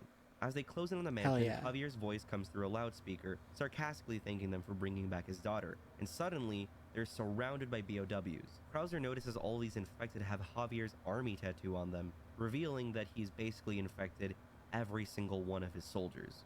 Having no other way into the mansion, Manuela remembers that there is an underground passage they can take. Making their way through the tunnel into the mansion, they enter a room full of corpses.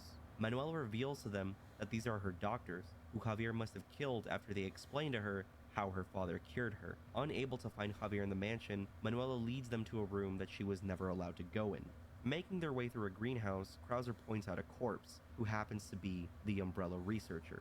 Leon expresses his frustration, now knowing that they are unable to interrogate him. Regardless, they get to the end of the greenhouse where they find an elevator leading to a secret facility. In the facility, they find a large medical room full of human organs. As Leon comes across a body, he immediately recognizes the face as one of the missing girls in the posters. Soon after, Manuela collapses in pain, and Javier enters the room. He explains to them that he had no other choice other than to infect her with the Veronica virus, and that the only way he's been able to treat her is by consistently having her organs transplanted. However, he reveals that he's not solely keeping her alive out of the goodness of his heart, but rather so that she can harness the power of the Veronica virus and use it for herself. Once again, before Leon and Krauser can do anything, Javier steps away and a large BOW shows up. It's none other than the amphibious one from the village. Fighting it in a Lovely. large room, they make their way up platforms to gain ground. However, in the middle of the fight, Manuela steps out of the medical room and begins to sing the exact same song from the church. The large BOW regards Manuela, however, instead of attacking or seeming angry, it's calm and in peace. It isn't until Javier's voice comes through an intercom telling Manuela to stop singing that the BOW continues its rampage. Leon rushes over to Manuela, ensuring that she's safe before distracting the BOW and continuing the fight. After a lengthy battle, it seems the BOW is finally down, and the agents make their way back down to reunite with Manuela. However, the BOW quickly launches an attack on the two. Just as Krauser turns to shoot the BOW, one of its projectiles impales his arm, creating a large wound. Leon quickly reacts and helps Krauser finish the BOW. As the BOW is dying, it reaches out to Manuela. Seemingly comforting her, Manuela Gross. realizes that this is her mother. Looking into her eyes Ew. for one last That's time, your mom? they revert to normal before dying. Having watched the events unfold through a monitor, Javier takes a few steps back, deciding that he's going to finish this himself. He approaches the large Veronica flower, allowing it to consume him. What happens next, you'll find out in just a moment. Before they can make Your their way mom out of the was facility, ugly. Leon and Krauser are surprised by a large BOW. However, with the large wound in his arm, Krauser finds himself unable to assist Leon as he previously could. Nevertheless, the two are able to defeat the What BOW the and make helly? their way out of the facility. As the group makes their way outside, they're immediately bombarded by large projectiles. They turn to see a massive BOW. Javier's voice can be heard coming from the large creature, revealing that he merged with the Veronica virus in order to destroy them all. Manuela watches as Leon and Krauser are unable to do any damage to Javier, and she contemplates if this is the future she truly desires for herself. She declares that she would rather die a human than die a monster, and charges at her father, intending for him to kill her. Leon chases after her and rescues her before she's attacked. However, now laying on the ground, Javier attempts to destroy them both. Unknowingly, Manuela taps into the Veronica virus and uses it to activate a power that turns her blood into a flammable substance. Using her powers, Manuela she flings unlocks the blood at fire Javier's powers joints, that weakening them, allowing Leon and Krauser to damage the them. other After lady doing enough damage, used Javier screams out in pain that he's beginning to in lose Code control, Veronica. stating that the virus is consuming him. They continue to use Manuela's blood to weaken Javier, and once he's subdued, he begs Leon to put him down. Realizing this is the most merciful thing they can do for him, while also destroying the virus, Leon shoots Javier, putting an end to the Veronica virus in South America. After Javier's death, an escort arrives to extract the survivors. Depending on your ending, two things happen here. Manuela is taken to the US government where she is placed under custody and studied for research. Or, after losing too much blood in the fight, she dies in front of Leon, dissolving into these particles that fly off with the wind. Nevertheless, Leon reflects on Manuela and why she never turned, if it was her connection to these lands, or it was just some once-in-a-lifetime case. Either way, Krauser's arm never fully healed, and he was discharged from the military and never seen from again. It's unclear whether Manuela's survival is canon or not. In fact, there are 3 endings in this game, one of which she survives, the one where she dies, and the ending where she survives but from Krauser's perspective. You can only receive this ending by playing through the bonus chapters 6 and 7, which are just chapters 4 and 5 Say that from again? Krauser's perspective. And I'm assuming because of Krauser's ending, this is why people assume that Manuela surviving is canon, but we'll get into why I don't think she survived in an upcoming segment. As previously mentioned, chapters 6 and 7 are just chapters 4 and 5 told from Krauser's perspective. Right after Leon reveals to Krauser that his orders are coming from the president, Krauser realizes that he is essentially a pawn in this entire thing. He begins to wonder why people like Javier are so fascinated with these viruses, and if it really is possible to control them. As they make their way through the greenhouse and the facility, he finds himself daydreaming a lot, dreaming of success, returning home, and being seen as a hero. However, all of these illusions come to an immediate end the moment he is injured. He realizes the damage done to his arm is going to be irreversible, and no matter what happens to him during this mission, this is going to be his final mission.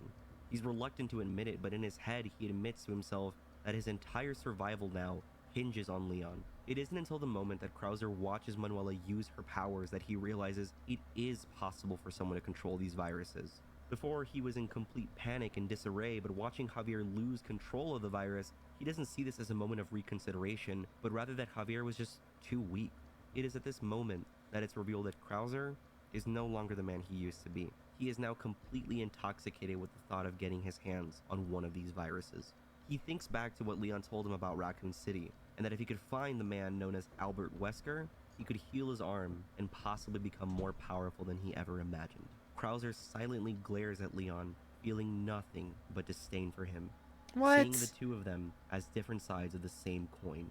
One who wants to destroy these viruses, and one who wants to control them. What the heck? That's not nice. Before What a we mean close out guy. the video, I wanted to quickly go over the different endings. What the You get what hell? a lot of people refer to as the good ending if you quickly defeat Javier and Manuela does not lose a lot of blood. On the other hand, you get what's known as the bad ending by doing the complete opposite, which is where she dissolves into this sort of particle substance. I personally believe that the ending where she dies is the canon ending. Yeah, that feels, I don't know, I kind of like the one where she dissolves more. Because, like, the one where she lives, it's like, sure, she's alive, but, like, she then gets captured by the US government and experimented on and tested on for the rest of her life. It's like, I'd rather have a peaceful death after that, you know? Because, to my knowledge, Manuela is never spoken about ever again. She doesn't appear in a single file. And honestly, if the US government had a perfectly normal person with the Veronica virus, I feel like they could have learned a lot about it.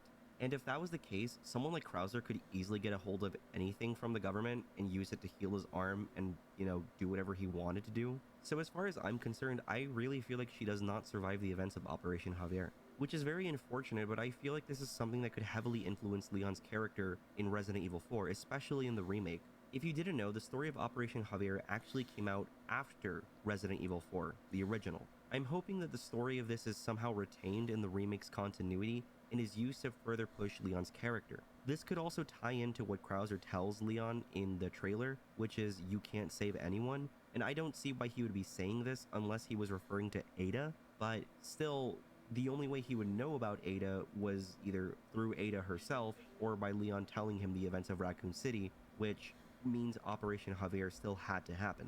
So it's completely possible he's just referring to Leon being a failure to anyone he tries to save, and that's kind of why this mission he embarks on in the remake is very important to him. Either way, we're not going to know for certain until Resident Evil 4 Remake comes out, which is just in a few days now, and I'm very excited. But with all of that said, that is the story of Operation Javier. I've been wanting to cover this for a while, but I had so much schoolwork, and on top of that, I got sick at the beginning of March, so I was not able to do anything for a very long time, and as soon as I started to feel better, I decided, hey, I gotta get this video out because we are 9 days away from Resident Evil 4.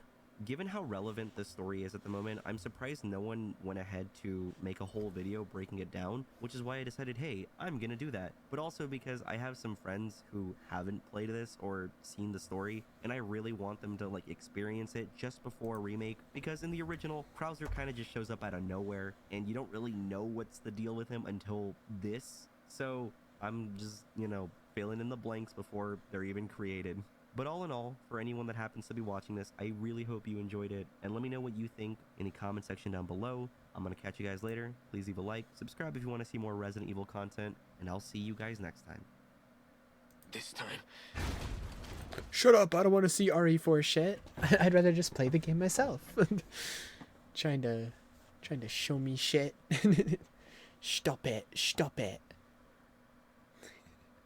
Wow, and now, according to this list and according to this list, I have now either directly played, if it's a mainline game, or watched videos on the spin-offs all leading up to RE4.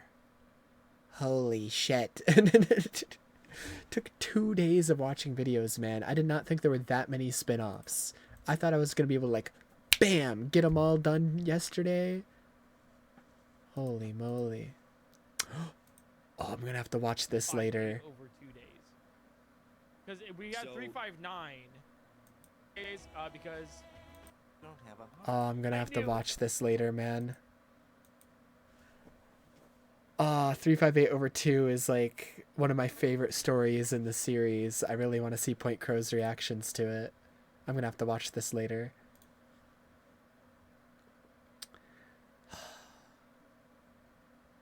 Anyways, do I start RE4 tonight? Fuck me.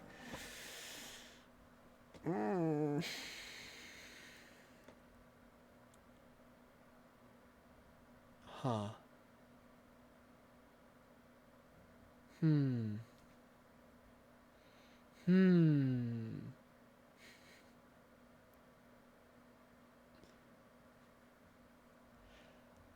I really want to. Like, I really want to. But at the same time, I feel like I should save it for its own stream. I feel like that would just be better, like, in terms of, like, when I save the VODs, having the VODs be separate.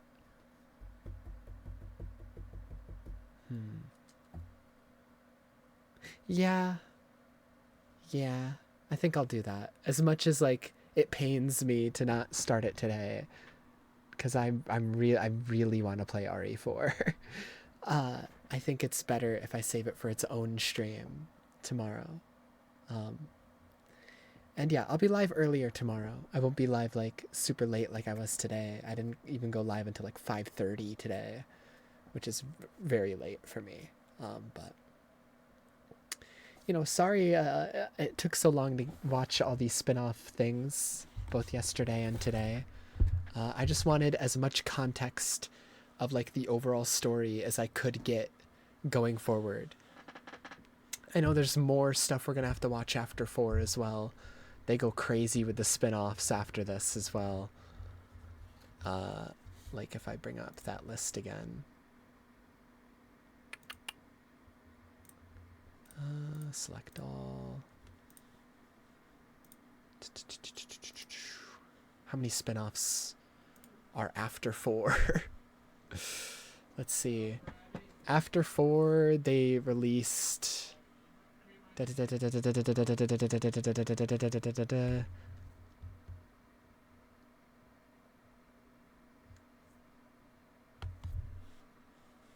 There's Revelations. There's 5, a bunch of DLCs for 5. Revelations 2. Umbrella Corps. 7, a ton of DLCs for 7, which we're going to play those because... maybe not all of them. I don't know which DLCs are important. But we're going to, I think, play most of them.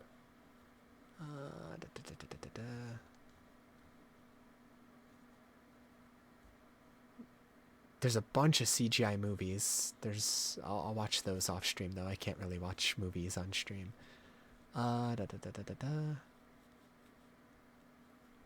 Dude, what the hell? there's a lot of shit. There's a lot.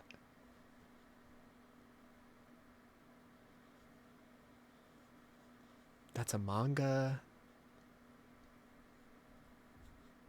There's a lot of manga, a lot of books, a web article. What the hell? Hold on, let me show you what I'm looking at. Web articles, like what the fuck?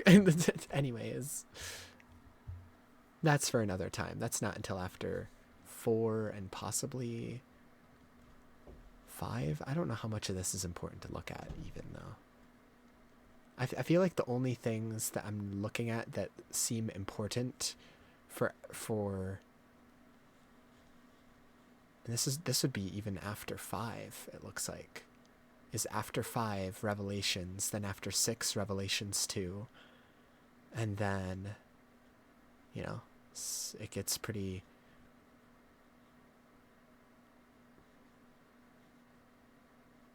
self-explanatory after there, because then it just goes 7, all the 7 DLCs, 8, the 8 DLCs,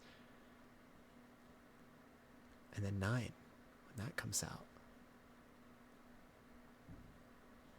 Yeah.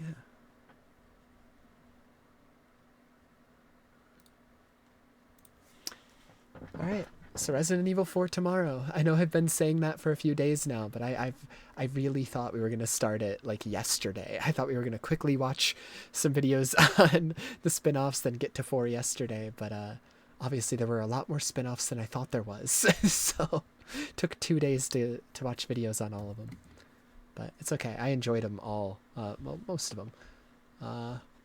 There were like a couple like the Survivor games, I think, where, you know, the stories of those didn't really seem important at all, but the rest of the spin-offs I like the stories of. They all seem really cool. And yeah, I'll be back tomorrow, Resident Evil 4. I'm very excited because it's the one I hear is most people's favorite. So it's the one I've been anticipating the most. And yeah, I'll be back tomorrow. Bye-bye.